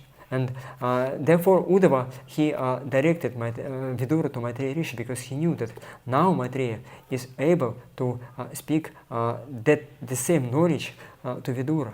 And Vidura also, he was praying like in the very beginning of the fifth chapter of the third canto, we can see how he was praying, because he was eager to receive not just some kind of knowledge, but the same knowledge which Krishna gave to Uddhava. And because of his prayers, he was able to receive most confidential knowledge. You see? So in a short phrase, we can say, yes. Maitreya Rishi was upgraded by the association of Krishna and meeting Uddhava and seeing his devotion, and therefore he became more in line. Could we say that? Yes. And then that Uddhava got upgraded by associating with the gopis of Vrindavan. Yes, exactly. Getting upgraded by our association. Yes, exactly. And one more, Krishna choosing Uddhava to be the messenger to the Nara-Narayana Rishi in Badrikashram. Same Nara-Narayana Rishi, which are the deities of Srila Vyasadeva, and which are the deities of Narada Muni, who worship them. So Krishna actually sent the message with Uddhava so that Narayana Rishi inspire both Narada and Vyasadeva in particular way, so that could manifest the highest form of Srimad Bhagavatam. Yes, I appreciate that. It's very nice. Okay. Thank you. So it's not just words, it's the anubhava, it's the intention. So in this way, even Maitreya Rishi, he was speaking mostly the same words, but his consciousness was changed because of the hearing this knowledge from Krishna, because of the blessedness of Krishna, who gave it in order to help. Like we see at the very end of the 4th chapter of the 3rd canto, how Krishna, before leaving this world, he asked Uddhava, "Is everything okay with my dear devotee Vidura?" It was an indication that he was worried about him. And Vidura, as soon as he heard about it, he came to know that Krishna never forget about me. Krishna is helping me even after his disappearance. So I will get his mercy. It was inspiration for the Vidura. So like that, it's not just kind of external events. It's much more. See, like that. Yeah, I think we're going into deeper layers of understanding. Yes. That's why I tell that before trying to approach Srimad Bhagavatam or even Tattva-sandarbha, you won't be able to understand it by logic. It should be something higher, some internal realization, some mercy. Only with mercy you can understand, put it together. Like Shukadeva Goswami, he was already in Bhava Bhakti, and then he became devotee, but he became impersonate, but again he became a devotee. How to put it together? I don't know. Maybe Krishna will give some more insight, some more information, and then it will become clear for us. See? It always comes in bits and tricks and traps, and you know, sometimes you understand this little bit, like this little bit added on to something else, and then yes. Conditioned souls, what can we do? Yes. Bhakti Mama Bhajanati Ivana Shasmi Tattva-sandarbha. Krishna tells that you can understand him only by bhakti, not otherwise. See? Yes. Thank you. Okay, thank you. I'm very much sorry, we have to cover so much material. Anyway, let's do like that. I will go, because we have many Anuchetas to cover and we have only 45 minutes, I will just read the, from Anucheta 30 to 49, Srila Jiva Goswami analyzes the vision of Srila Vyasadeva. Is the 1st canto, 7th chapter, verses from 4 to 12. It is said that Bhakti Yogana Manasi Samyak Pranihitaya Maria Pashat Purusham Purnam Mayam Chatata Bhashrayam. So maybe I will just give you the synopsis or the summary, what is there in each and every Anucheta, what is the logic of Jiva Goswami. And then you just, if you feel that you don't understand, you ask questions, and I can go in more details. Or anyway, let's try how it goes, and then I hope I'll be able not to go into details myself, because it's very, very interesting. It's like such a wonderful explanations, but still you don't have time. Okay, so Jiva Goswami tells this on Anucheta 30, Tadrisham eva tatparyam karishyamana tad grantha pratipadaya tattva nirnaya krite tatprava krit shri badarayana krite samadhau api sankshepata eva nirdharayati. The same purport of the Bhagavatam, like same understanding what is the Tattva of Srimad Bhagavatam. Is it impersonal or personal? Is also briefly specified in the description of Sri Badarayana's trance. Badarayana is Srila Vyasadeva. Sri Badarayana, the earlier speaker of Srimad Bhagavatam, performed meditation to ascertain the truth, Tattva, to be propounded in the book he was about to write. It is said that in these verses, okay, I'll read the verses. Bhakti Yogana Manasi Samyak Pranihitaya Mare Apashyat Purusham Purnam Mayam Cha Tatapashrayam. Thus he fixed his mind, perfectly engaging it by linking it in devotional service, Bhakti Yoga, without any tinge of materialism. And thus he saw the absolute person along with his external energy, which was under his shelter. Ye samohito jiva atmanam trigunatmakam paropi manute nartham tatkritam cha pipajate. Due to his this external energy, the living entity, although transcendental to the three modes of material nature, thinks himself a material product and thus undergoes the reactions of material miseries. Anarthopashamam sakshat bhakti yoga madhokshaje lokasya janato vyasash Tattva-sandarbha. This is version of Jiva Goswami. Lokasya janato vidvamsh. We have in BBT translation. Vidvamsh, vidvan. Tattva-sandarbha. The material miseries of the living entity, which are superfluous to him, can be directly mitigated by the linking process of devotional service. But the mass of people do not know this, and therefore Vyasadeva compiled this Vedic literature, which is in relation to the Supreme Truth. Yasyam vai shrimanayam Krishna param purushe bhaktir utpadyate pumsam shoka moha bhayapaha. When one simply gives oral reception to this Vedic scripture, the feeling for loving devotional service to Lord Krishna, the Supreme Personality of Godhead, sprouts up at once to extinguish the fire of lamentation, illusion, and fear. Sasamhitam Bhagavatim Kritva Nukramya Chatmajam Shukam Adhapayam Asa Nivritti Niratam Munihi. The great sage Vyasadeva, after composing the Srimad Bhagavatam and revising it, taught it to his son, Sri Shukadeva Goswami, who was absorbed in renunciation. And then Tatra, Savai Nivritti Niratah Sarvotra Tropikshako Munihi Kasyava Brihatim Etam Atmaramam Samabhyasat.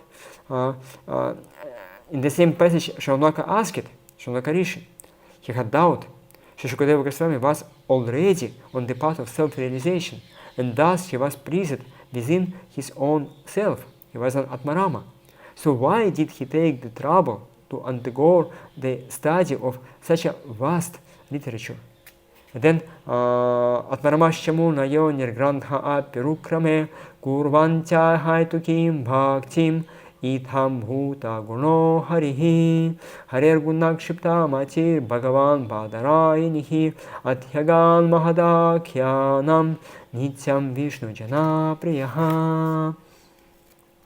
To this Sutta Goswami replied, though freed from all kinds of material bondage, those who take pleasure in the spirit self desire to render unalloyed devotional service into the personality of Godhead. This means that the Lord possesses transcendental qualities and therefore can attract everyone, including liberated souls. Srila Shukadeva Goswami, the son of Srila Vyasadeva, was not only transcendently powerful, he was also very dear to the devotees of the Lord. Thus, his mind captivated by the enchanting qualities of Lord Hari, he underwent the study of this great narration, Srimad Bhagavatam. And then Jiva Goswami, he starts his own explanation, and he starts from very important things. Bhakti Yogina means this pure love of Godhead. Bhakti Yogina Manasi, not just kind of sadhana bhakti. It was prema bhakti. This is conventional meaning of the word as used in the following verse. Astevamanga bhajatam bhagavan mukundo muktim dadati karhichit smana bhakti yogam. My dear king, this is from Srimad Bhagavatam 5:6-18, when Shukadeva Goswami speaks to Parikshit Maharaj. He tells, my dear king, the Supreme Personality of Godhead, Mukunda, sometimes grants liberation to those engaged in getting his favor, but he rarely grants Bhakti Yoga. You see? So this is the Bhakti Yoga, and Rupa Goswami in his Bhakti Rasamrita Sindhu, he brings this verse also to illustrate that one of the quality of Bhava Bhakti is Sudurlabha, which means that it's very, very rarely achieved. Why? Because if you perform sadhana, but without taste, without attraction, without love to Krishna, without trying to please Him, you can do it very, very long time, but you won't get bhava. And then, even though you perform this bhava with love, trying to please Krishna, Krishna can delay it, giving it to you. Why? Because Muktim Dadati Karahishit Smana Bhakti Yogam. Because Bhakti Yoga, or this Bhava Bhakti, the beginning of Prema Bhakti, can conquer Krishna. Krishna becomes subordinate to the devotion. So that's why Jiva Goswami, he tells that in the case of Srila Vyasadeva, it was not just kind of bhakti, it was Prema Bhakti. Because Bhakti Mam Abhijanati Nanashasmi Tattva-sandarbha. By Bhakti you can understand Krishna as He is. That's why Vyasadeva, he followed the instructions of his spiritual master, Narada Muni. And he already was great sage, like he is the Supreme Lord. But it is said that he wrote Shrimad Bhagavatam in the maturity, in the full maturity. And his maturity was that he surrendered completely to the spiritual master, and he got the blessings of his spiritual master, Narada Muni. And because of that, he achieved this level of Prema Bhakti. And by Prema Bhakti, he saw reality in the highest way. So that's why his vision is completely perfect. Bhakti Yogin. That's the first what Jiva Goswami wants to establish. That it's not kind of revelation, like corrupted revelation or partial revelation. No, his vision was completely perfect. That's why whatever he saw in his vision is authoritative. And then we can check what he saw.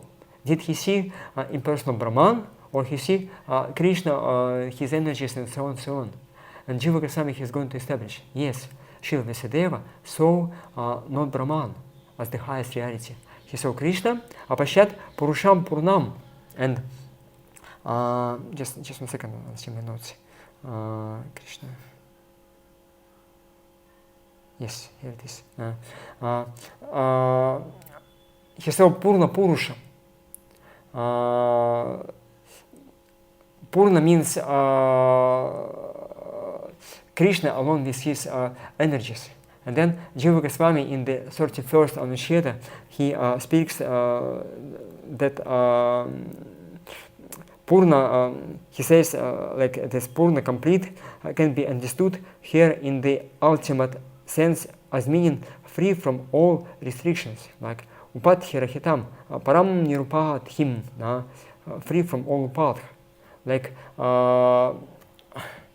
upadhas, and then in the commentary, Gopinath Prabhu, he explains that this word upadhas can mean different things.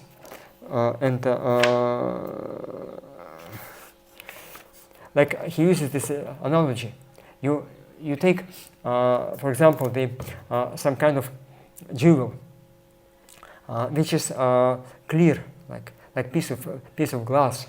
Or take for example this bottle. Okay, in this bottle you have white water. But then if you put, for example, this phone behind the bottle, you will see how bottle becomes colored by the red color of the phone. And then if you turn it away, it's black color. So this blackness or redness is the upadhi. You see that water became black or red, but it's actually not so. It's called superimposition.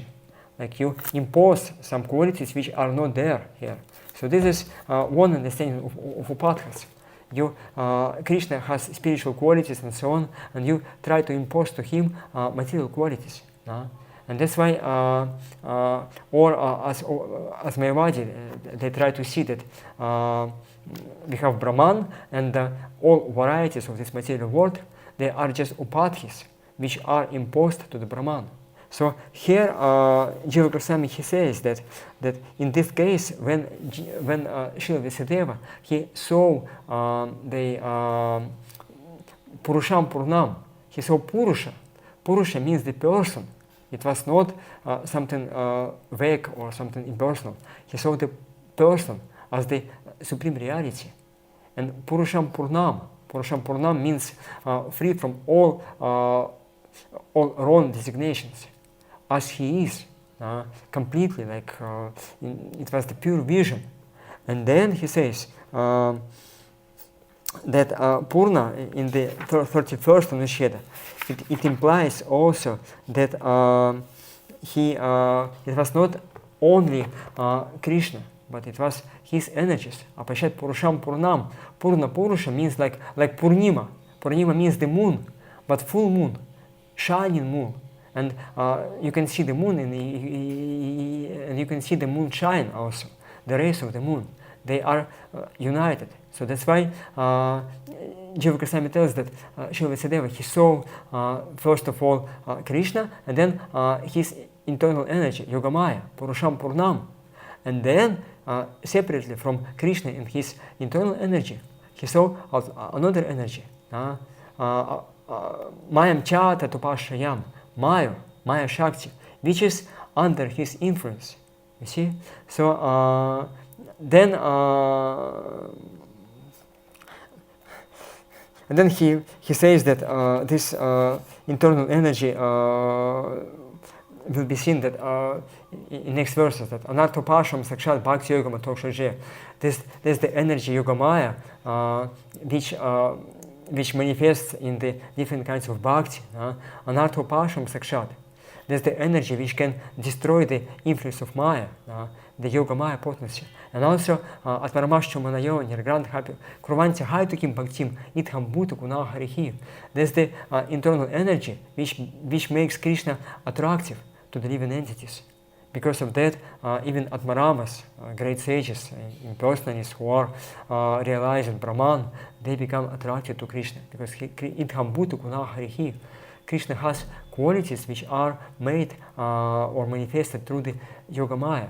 So that's why Jiva Goswami tells that when Srila Vyasadeva saw Krishna, it was not just Krishna, but Krishna alone with his Yoga Maya. And then Mayam cha tatapashayam. And Maya, he was under Krishna's control. He couldn't influence him. That's very important that Maya and Yoga Maya, they are separated. They work differently.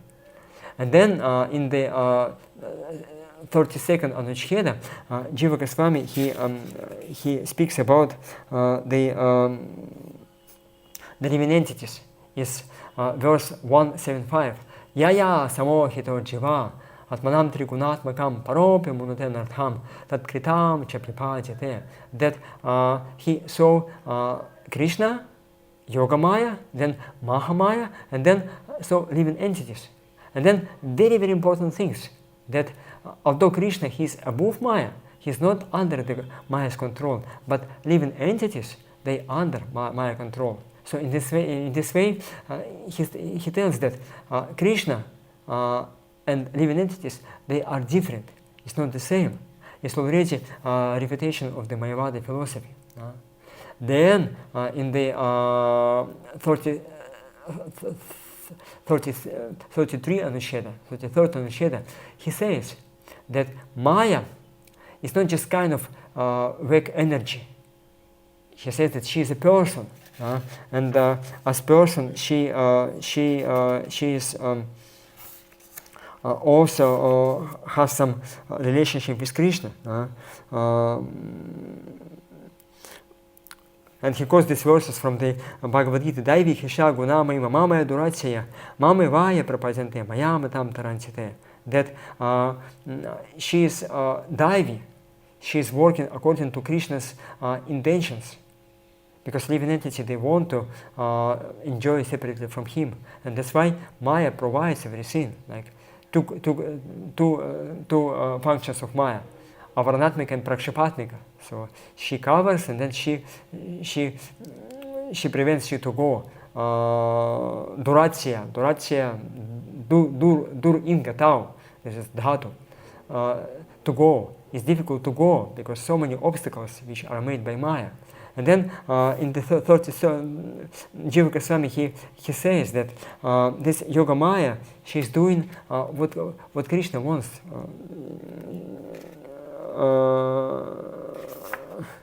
He says that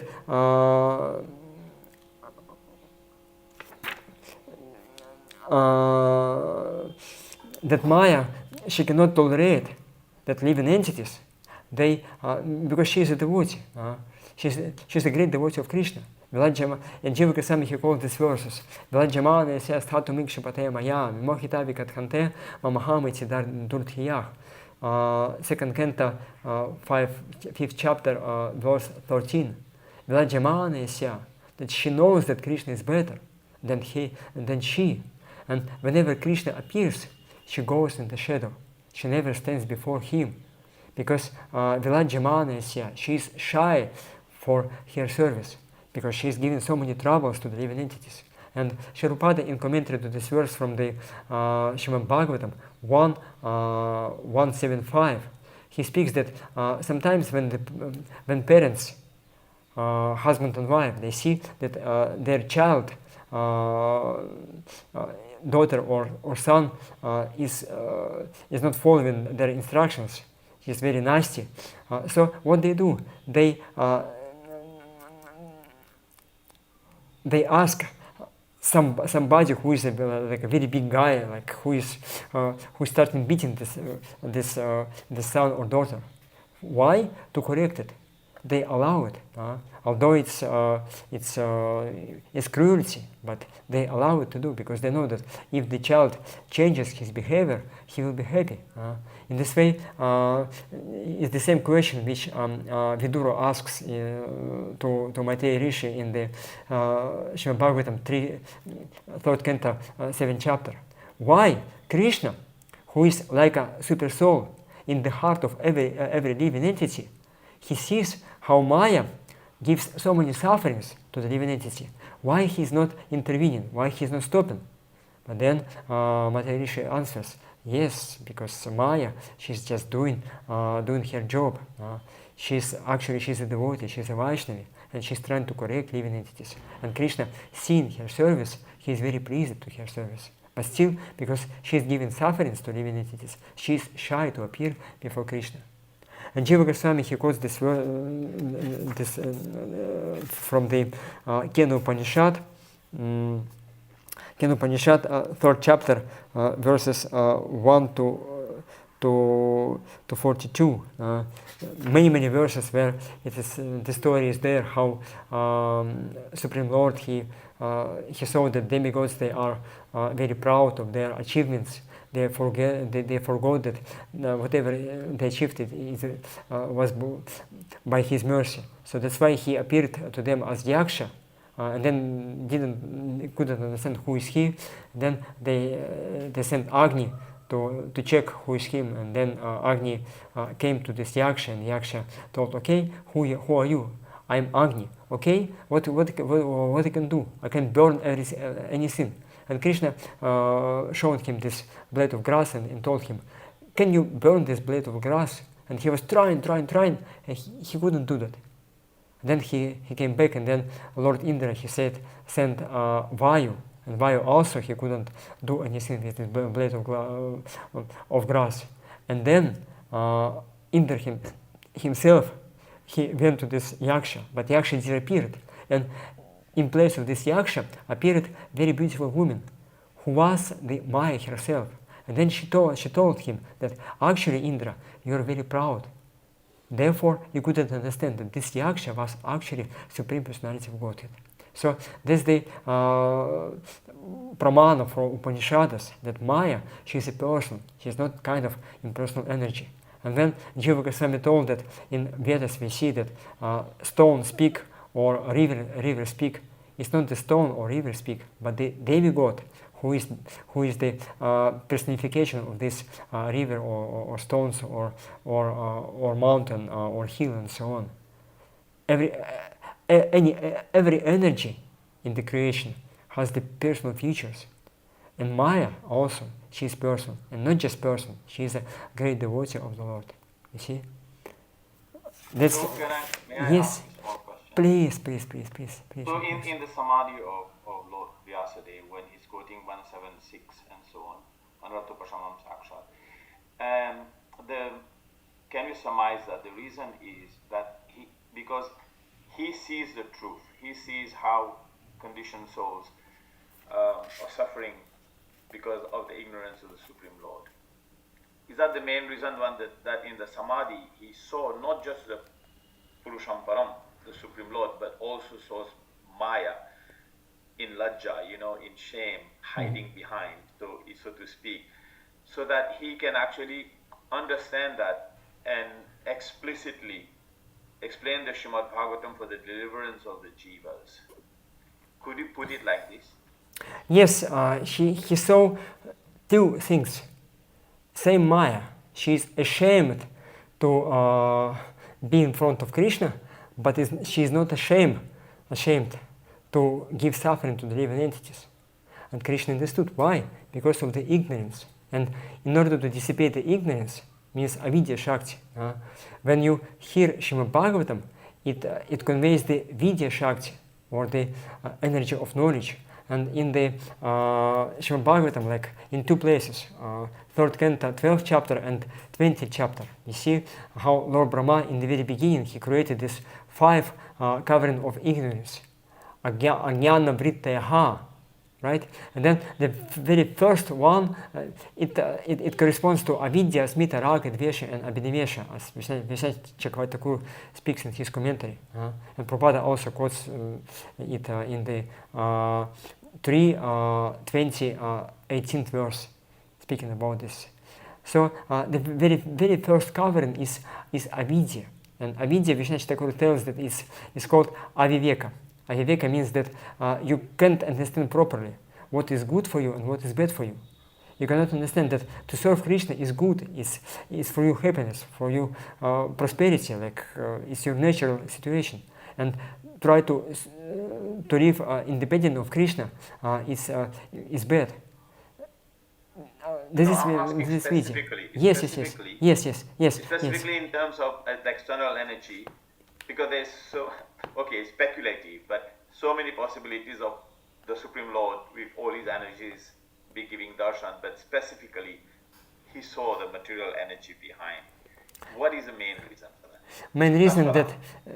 Main reason that she is doing her job. She cannot influence Krishna, but she can influence living entities. Why? Because they have this ajnana. And then anarthopasham sakshat, the very root of destroying ajnana is bhakti. Bhakti, which is based on Krishna Katha. You see? That's why to have Krishna Katha,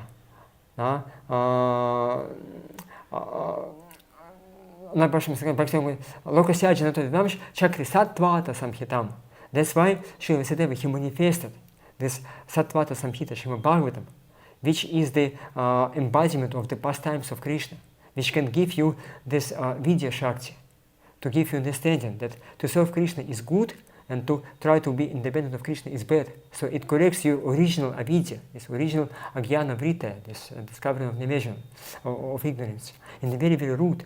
That's why Krishna Katha is most effective to change your heart, unlike other means of success, you see. But at the same time, Maya cannot manage the material world without the help of Paramatma. Yes, definitely. That's why she's Daivi. Daivi means that she is under the Krishna's control. He is given sanction here to do her job. See? She's not independent of Krishna. And she's a devotee. It's her service. Yes. See?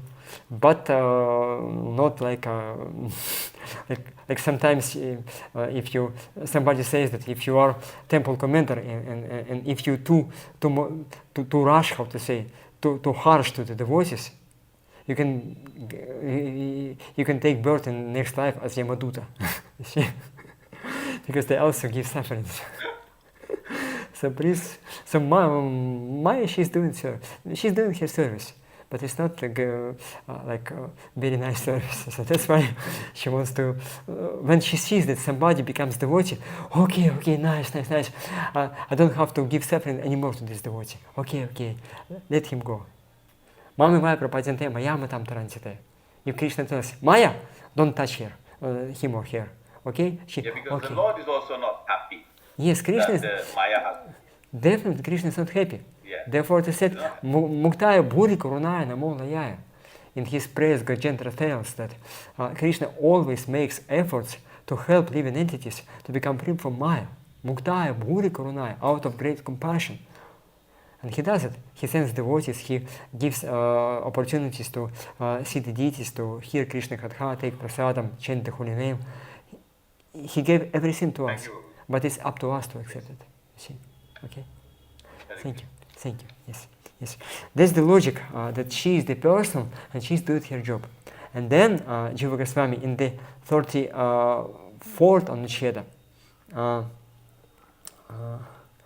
he says that the relationship between Supreme Lord and Jivas, like they are, is achintya bheda bheda. They are same with him and different from him. It's very short Anucheda. He tells, Tatra jivasya tadrisha chitrupatve, although they are also spiritual, api prameshvarato vailakshanyam tatapashayam iti. That the difference is that they are under the Maya's control, but ya samohita iti cha darsheti. But Krishna is above the Maya. You see, Tatapashayam. Tatapashayam, Maya, he's under his control, but Maya can control the living entities. And therefore, the only explanation how to put it together, that living entities, they are at the same time Chitrupa, spiritual, but at the same time they are different from Krishna, is Achintya Bheda, Abheda Tattva. No other way. And then, starting from 35th Anucheda, for I think, yes, 10 Anuchedas, Jiva Goswami, he deals with different opinions of Mayavadi philosophers. He says that it is unreasonable to propose that the one pure spiritual entity, Brahman, has the power to maintain Maya and is full of perfect knowledge. Yes, but and yet become an object of the influence of Maya and is overcome by ignorance. Therefore, we can understand that the Jiva and God are different. And from the fact that the Jiva and God display different identities and capabilities, we can deduce that they are, in fact, two separate entities. And that's the opinion of Mayavadis. Actually, it's very, very logical. If you take what they say, that we have Brahman, which is completely transcendental, which is avikari, which is nirguna, and so on, so on, so on. And then some kind of Maya starts beating Brahman, starts influencing him in a very, very harsh way. So what she does, she is Parichedavada. She cuts Brahman, like you cut this carrot or whatever, cuts him. And the theory of Paricheta is Ghatakash, Patakash, that you have this pot, and then inside the pot you have some portion of Brahman. So in this way, Maya, she, if she takes like big portion of Brahman, is Ishvara. If small portion of Brahman is Jiva, living entities. But actually, every one of us, and those covering, they are upadhis, which is the Maya influence. Or what they say that Brahman is being reflected in Maya, like in the mirror. And then they say that when we take Maya like a mirror, and when we reflect whole Brahman, the whole Brahman as he is, it becomes Ishvara. And then when we reflect parts of Brahman, it becomes Jivas, living entities. Like you have this like mirror, and then you can just send that, how do you call it, sunshine, like this. It comes to you, you see? So in the same way, and then Mayavadis, because it's difficult for them to understand what is Maya, because Upanishad tells, Sarva Kaladam Brahma, everything is Brahman. So what is Maya? We have Brahman, and something else different from Brahman influences him. So what is Maya? They cannot tell it. is it one with Supreme Lord, Supreme Brahman, or different from him? And Shankaracharya, he tells that Maya actually is neither real or unreal. It's how to put it together. They use kind of Achintya theory also. They tell that Maya is anirvachaniya, is neither real nor unreal. You see. And then Srila Jiva Goswami, he speaks about that. And also Shankaracharya, he tells that, especially in the case of Pratibimbavada, if you take Maya also, she has two functions, and it is said in the Upanishads, Vidya and Avidya. And even in Srimad Bhagavatam, when you hear how Lord Brahma, he creates this material world, it is said that first he creates Avidya Shakti, Agyana Vritta, and then out of disgust, he wants to, okay, why didn't do such a nasty thing? And then he starts meditating on Supreme Lord. And then Manasiputra, out of his mind, were created 4 Kumaras, who embodies the Vidya Shakti, four parts of Vidya and four Kumaras, Sankhya, Yoga, Vairagya, and something else. I don't remember exactly. Four parts, 4 Kumaras. This is Vidya Shakti. And then he asked them to create progeny, and then they refused it. And then again, Ajnana came into existence. So this material energy is composed from two parts, Vidya and Avidya. And then Shankaracharya, what he does, he makes a proposition, logical, like you can put some proofs from the Shastras, that when Brahman reflects like a mirror, huge mirror, whole Brahman reflects in the Vidya Shakti, he becomes Ishvara or God. When part of Brahman reflects in the Avidya Shakti, it becomes living entities and different objects of this material world. That's the logic. And they can tell that, yes, there is some hierarchy of reality, but actually it's just hierarchy of illusory reality. It's not real, because it's kind of a reflection of the Brahman. It's already corrupted Brahman. But then Jiva Goswami is going to put question, okay, if Maya is real, then he starts giving these arguments also in the next Anuच्छedas. He says, first he tells that it's unreasonable that it was said that Supreme Lord, he is under the influence of Maya, but at the same time somehow he becomes influenced by Maya. As Mayavadi tells that God or Ishvara, Purusham Purnam, like Purusha means the person, like Bhagavan, personality of Godhead, that he actually is the creation of Maya. It's not the highest truth. And that was the essence of why Swami Vivekananda was so successful in his speech in the Congress of Religion in America. Because he told that, yes, Christianity is very nice religion, and Islam is also very nice, and some religions are very nice. Everything is one. Yathamata dathapata. All paths will go to one place.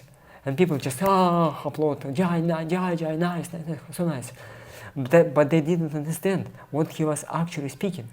He was a Mayavadi, and he told that, yes, Christian God is Maya, Muslim God is Maya, Jude's God is Maya, everything is Maya. But higher than Maya is Brahman. So actually he was offending different religions, but they didn't understand. You see? So they tell that all gods, all demigods, they are on the same level as the Supreme Lord, Krishna, Vishnu. You see, just different varieties of the same Maya. Like you have Maya, you can sabji, wet sabji or dry sabji or spicy sabji or just non-spicy sabji or oily sabji, fried sabji, boiled sabji, different kinds of sabji. So in the same way, different gods, but all of them, they are just creation of Maya illusion. And then, when why? Because upadhyas are there. Which upadhyas? They are just reflection of Brahman, of pure Brahman in Maya. And then when the influence of Maya goes away, so they say that if you worship any god, and they have this Panchopasana theory, main gods like Durga Devi, Ganesh, Vishnu, Shiva, and somebody else, I don't remember. Panchopasana. They worship these 5 main deities. Why? So that they could understand that they are Brahman. And then they reject this worship to Vishnu and so on, and then they become higher than God. They become pure Brahman. That's their theory. And Jiva Goswami, he tells, yes, it might be logical. And if you see the commentary of Shankaracharya, actually Mayavadis, they can explain reality in a very, very logical way. And the most important danger of Mayavadi philosophy is that they speak that you are Supreme Brahman. You are not the servant of God. You are the God. You are the highest reality. And that's the kind of massage to your false ego, ahankara. See? And the ahankara, false ego, the desire to become God, to envy to him, to trying to put yourself in his place is the root cause why we came to this material world. So that's why it's very, very dangerous. Mayavadi Krishna Paradhi. They offend Krishna. And Mayavadi Bhashya Shunili Haya Sarvanash. If you hear the explanations of Mayavadi, your bhakti will be destroyed. Because bhakti means humility, understanding that you are subordinate to Krishna.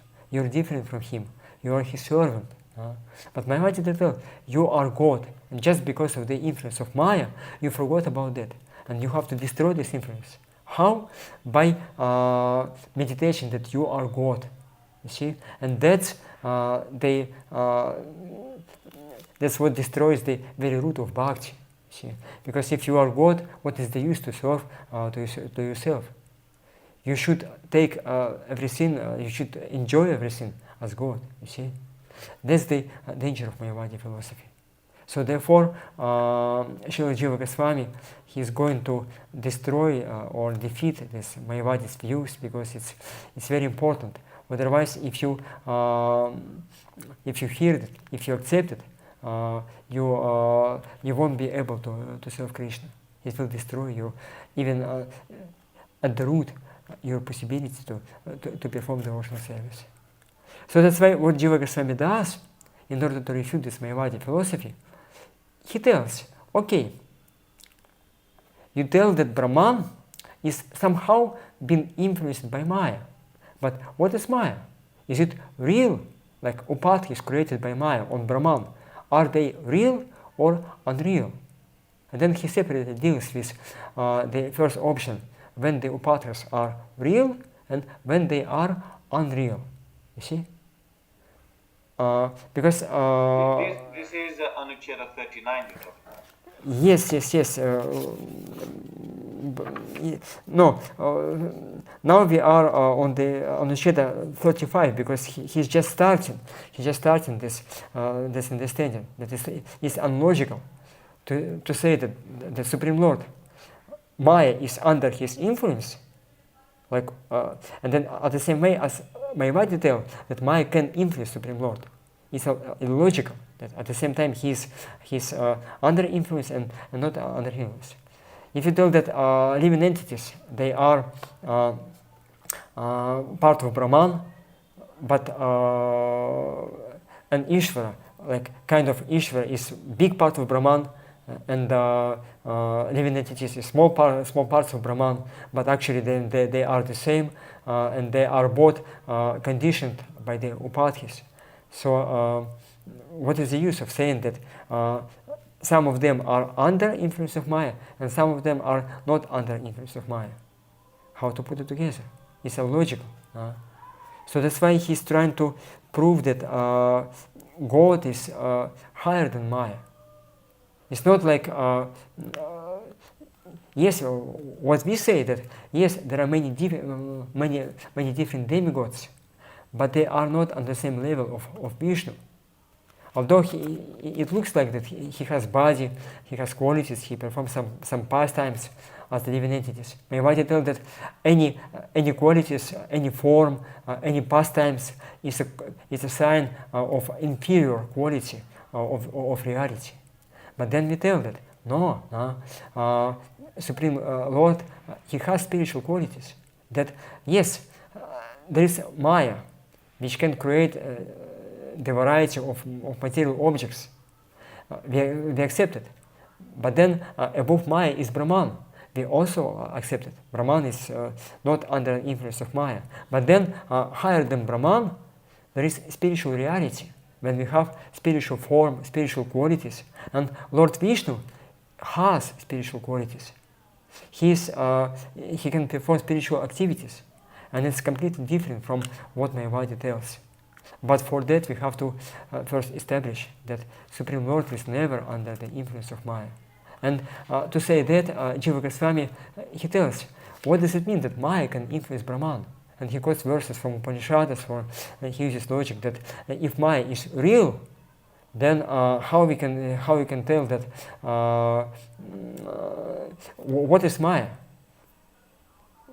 What it consists of? If everything should be Brahman, how it appeared? What is the substance of Maya?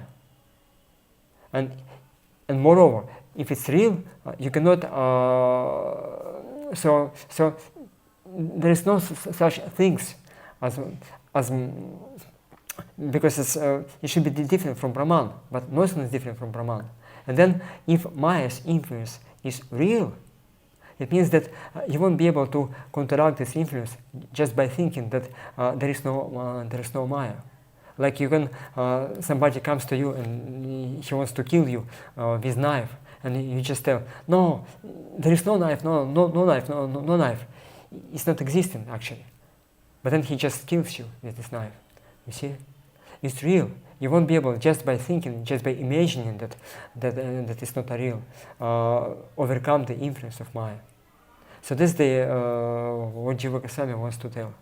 Okay, is it clear? Can we go further? Like, I'm just a little bit in a hurry because you have very little time. Maybe I can just say a few words from the next on the shadow, what Jiva Goswami speaks about that, and then we'll finish. Okay, just 1 second. Yes. Yes, 36 on the shadow, that Parisheda Vada and Pratibimba Vada, different faults that Brahman. You cannot cut Brahman because it's it's kind of radio waves which go through the objects in this world. They cannot touch them. They cannot influence it. So if you use Maya, you won't be able to cut Brahman because he's completely he's above the influence of Maya. You won't be able to cut it, right? Then Pratibimba Vada. Pratibimba Vada, it means that the reflection of Brahman. And Jiva Goswami, he gives an example that, for example, if you want to reflect the sky or the air, how to say, and it's clear, like nothing is there, it's empty sky. So if you see the reflection, nothing is there. So that's why, because Brahman doesn't have any form, any qualities, according to the definition, you won't be able to reflect it. Nothing is to reflect.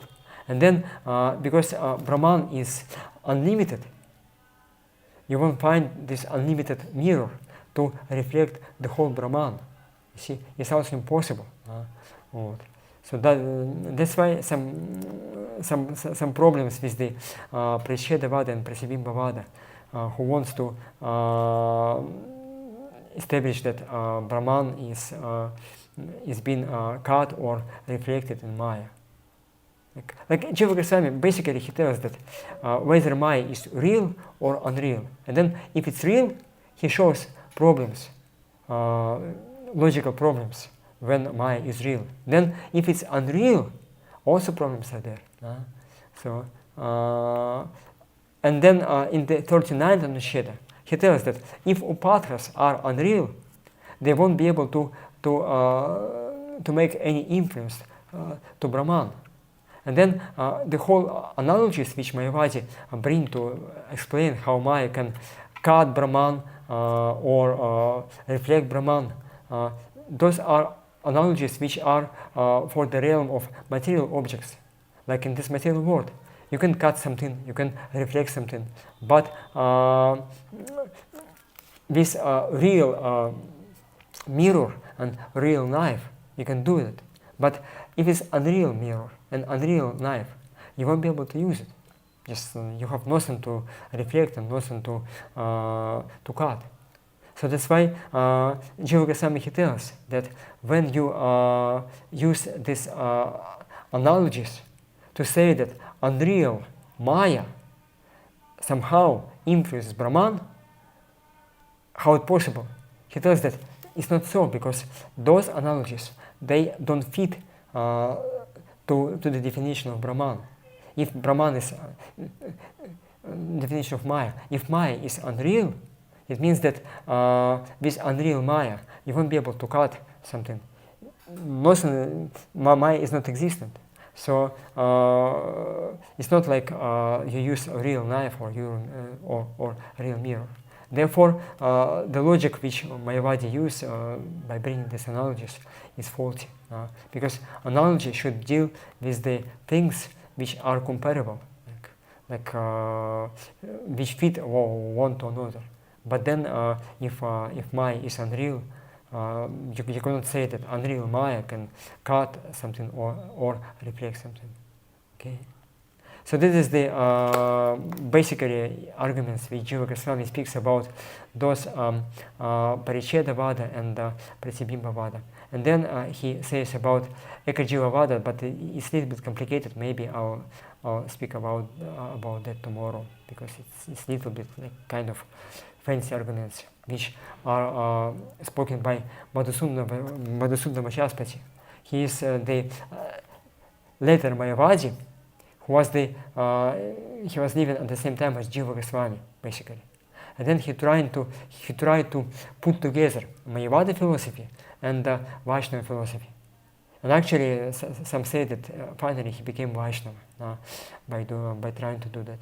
But before that, he made Mayavada philosophy under the pinnacle of arguments. Like he made such a fancy theory, such a complicated theory. Wow, okay, Maya is just one jiva, like this.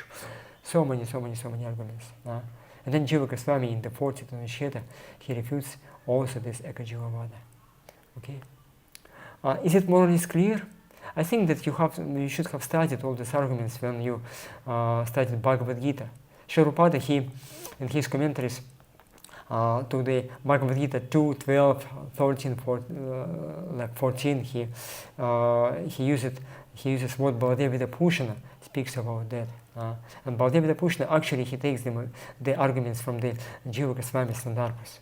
He also says that okay, upadhyas are real or unreal. If they are real, such and such problems, logical problems, it's impossible to prove. Then if they are unreal, also problems are there. And you won't be able to put it together at the same time, real and unreal. Because achintya should be, like Jiva Goswami, while speaking about the logic, he told that logic should be related to things which are perceivable, which are like commonly existent. And then it's more natural to say that we also apply achintya bheda bheda tattva to Krishna and his energies. It's more logical to say that yes, Krishna, his Supreme Lord, and his energies, they are one with him and different from him. But because Krishna is transcendental, he is Supreme Lord. But Maya, This is something which we see right now. And to say that Maya is achintya, achintya means anirvachaniya, is illogical, is a bad application of the achintya principle.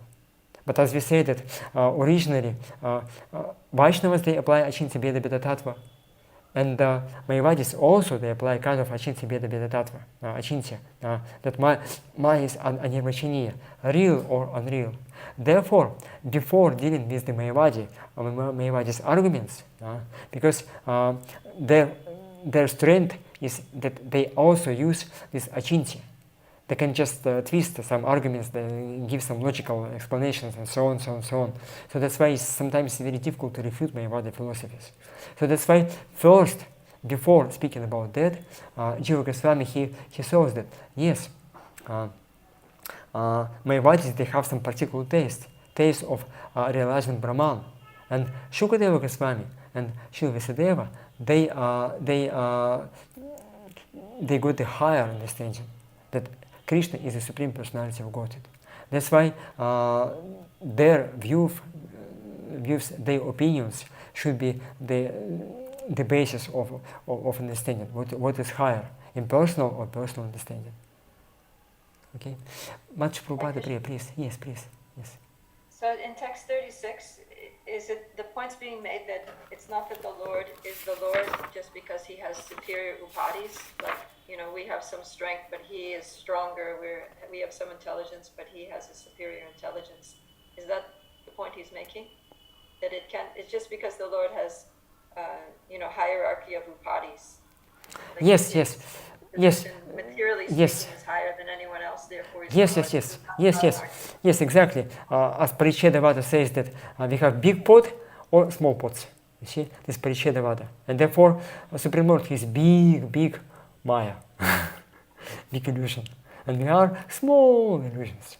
Or he's leading to the point that it's not just, it can't be compared on the material platform, but the Lord is in a totally different category. Yes, exactly.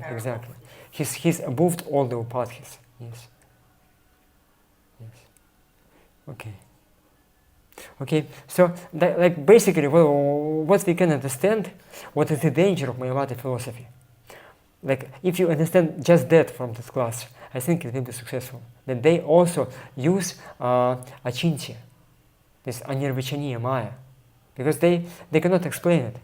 But that kind of Maya, our Acharya, they use achintya bheda bheda tattva based on Shastras. Mayavadis, they just give some logical explanation. Because they cannot explain it otherwise, they just introduce that Maya is anirvachaniya, which means that she is achintya. But in the case of, and because of that, because they use achintya, whenever you give some logic, achintya khalu ye bhavana tam starkina yujet, they tell us, okay, this Maya, you won't be able to understand it by any logic. And then they can give some different arguments out of context from Shastras to prove their theories. And Lord Shiva, she's a great scholar. Like one of the qualities of Lord Shiva is that he is Sarvagья. Sarvagья, that is the 52nd quality of Krishna. And it's shared both by Lord Shiva and Lord Krishna. So he knows everything. So it means that he knows all the Shastras, and he knows how to twist Shastras. And that's why when Shankaracharya, as an incarnation Lord Shiva, made his theory, he put everything so to delude the living entities. That's why it's very, very dangerous. He uses Shastras Pramanas, he uses logic, and then he introduces this achintya theory.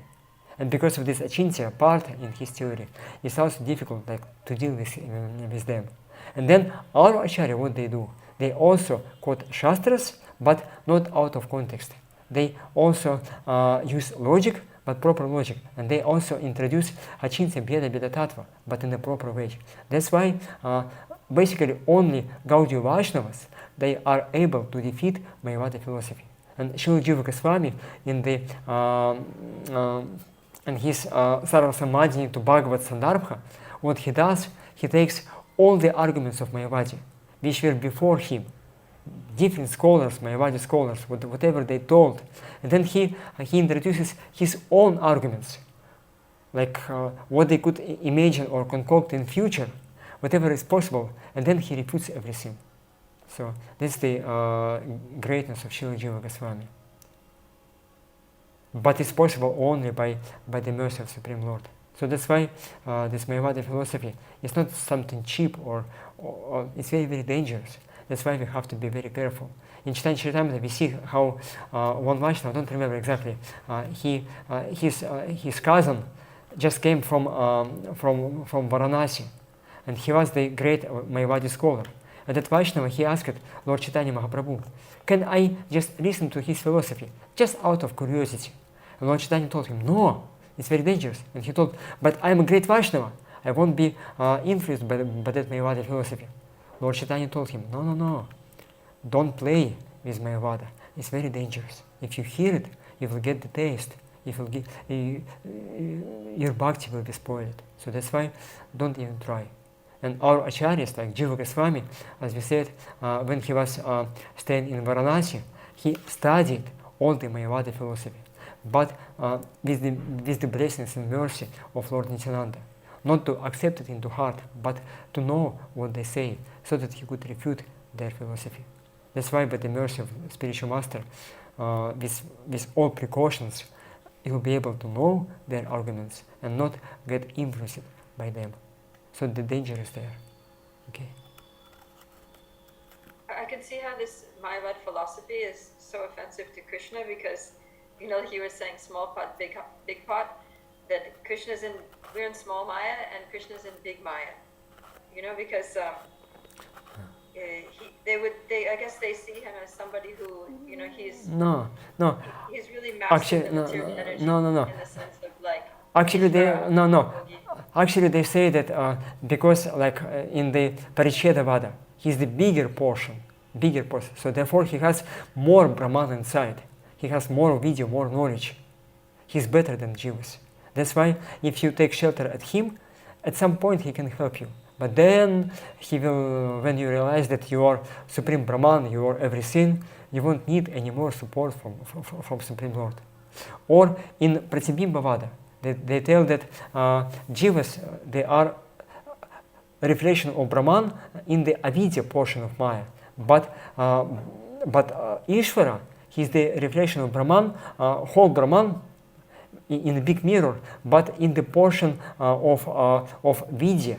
Like this mirror is two-sided, one side and second side. And if you take a small mirror with the side of avidya, then you can get living entities. But if you take big mirror and also with the side of vidya, then you can get Supreme Lord. That's why they tell that he's the best out of all, but he's also Maya. Well, at least they give him credit for having some knowledge. Yes. But actually they tell, okay, he's Maya, he's good Maya, but he's in Maya. But they are Brahman, they are higher than God. That's their offensiveness. You see. Just to clarify, Prabhu, just to clarify my mind. Yes. So this Pratibhimbavada, which is basically talking about the reflection of Brahman into different, and then Parichedavada, which means that the Brahman is divided according to bodies to reflect different living entities' condition, right? No, he's divided by upadhis. So upadhis, they cover him. Yes. But as many upadhis there can be, then as many divisions there would be, right? Right.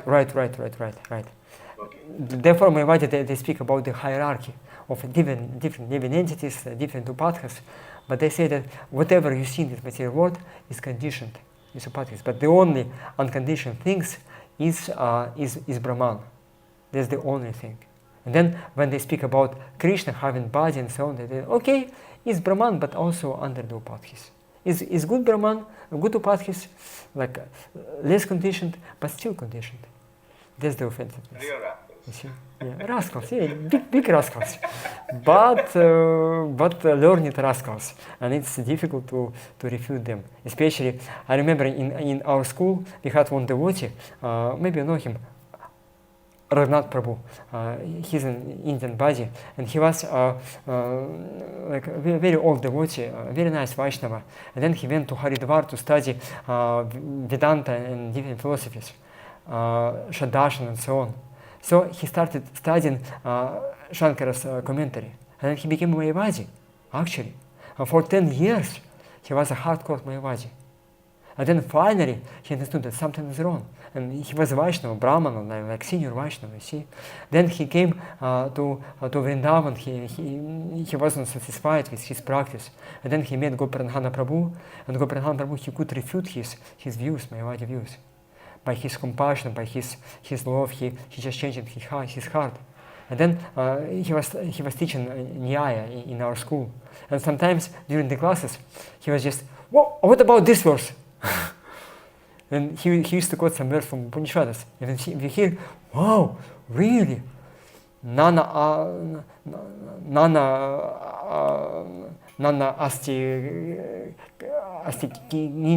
like some verse where they said that if you speak about a variety, you're greatest offender. Wow. And I said, okay, why? How to refute? And then Gopranhana Prabhu used to say, okay, no problem. Ramanujacharya explanation, or Madhvacharya, or Jiva Goswami explanation, and then he, okay, nice. You see? So sometimes they can bring you verses from Shastras, or some explanations, which you won't be able to refute. That's why we need the support from our great acharyas. We need Shastras. We need to read the books of Srila Prabhupada, where he gives the main arguments of Mayavadis, and he refutes them. See?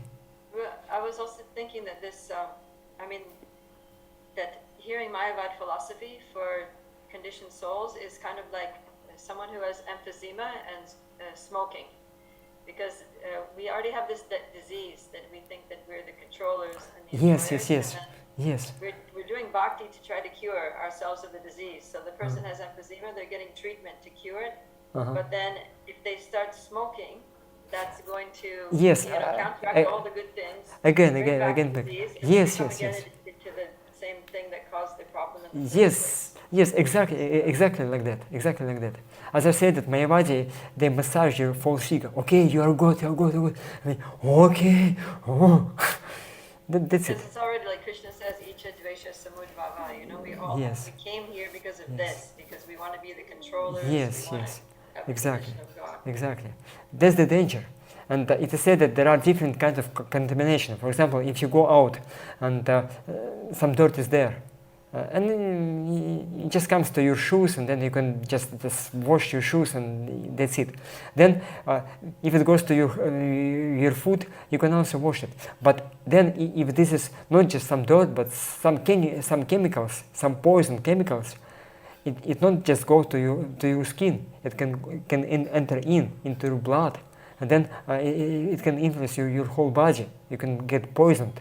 That's why you need some more serious treatment. And therefore we have a contamination on the level of senses. You see some scent object, you become attached. But then you have more deep contamination on the level of mind when it goes into your heart. And even more complicated is to cure is contamination on the level of false ego. But Mayavadi actually is a combination on the level of the soul. Like Vidya, Avidya, it is the original Agyata Vrittaya, the covering of ignorance. That to serve Krishna is bad, and to be the God is good. So that's why it's so dangerous. It's very, very deep. And to counteract it, you need to get the higher knowledge. Not just knowledge about how Krishna is great, but you need to get some taste. So that's why Jiva Goswami, he speaks in the Tattva-sandarbha that the only remedy for such a hardcore Mayavadis is the mercy of Vaishnava, who can speak Vaishnava philosophy, but with love, with compassion, trying to convey this happiness which he feels, this higher taste which he feels in the relationship with Krishna. And Pramdrishtani Vartate, only then this Mayavadi can give up his impersonal views. Not by logic, it should be on the level of heart. Because this Vidya Shakti, spiritual Vidya Shakti, it's not just Tattva philosophy, it's also some anubhava, some realization, some happiness. So that's why when you hear Krishna Katha, you get both two components. You get Tattva, understanding why Krishna is Supreme Lord, why he is Bhajaniya, he is worthy of our worship. And then when Vaishnava, real Vaishnava, speaks about Krishna, because he himself serves Krishna and he feels this happiness, he can speak about that happiness in his voice. And then when you hear Krishna Katha, you can feel some happiness coming from this Vaishnava, some taste of serving Krishna. That's why you can change your heart and become a Vaishnava. Not just philosophy, but philosophy along with the taste, you see. That's the only way how we can counteract the Mayavada philosophy, by the higher taste. Okay? Okay, so thank you very much, dear devotees, for your questions, for your attention. Yes. Hare Krishna. We'll continue tomorrow. Okay.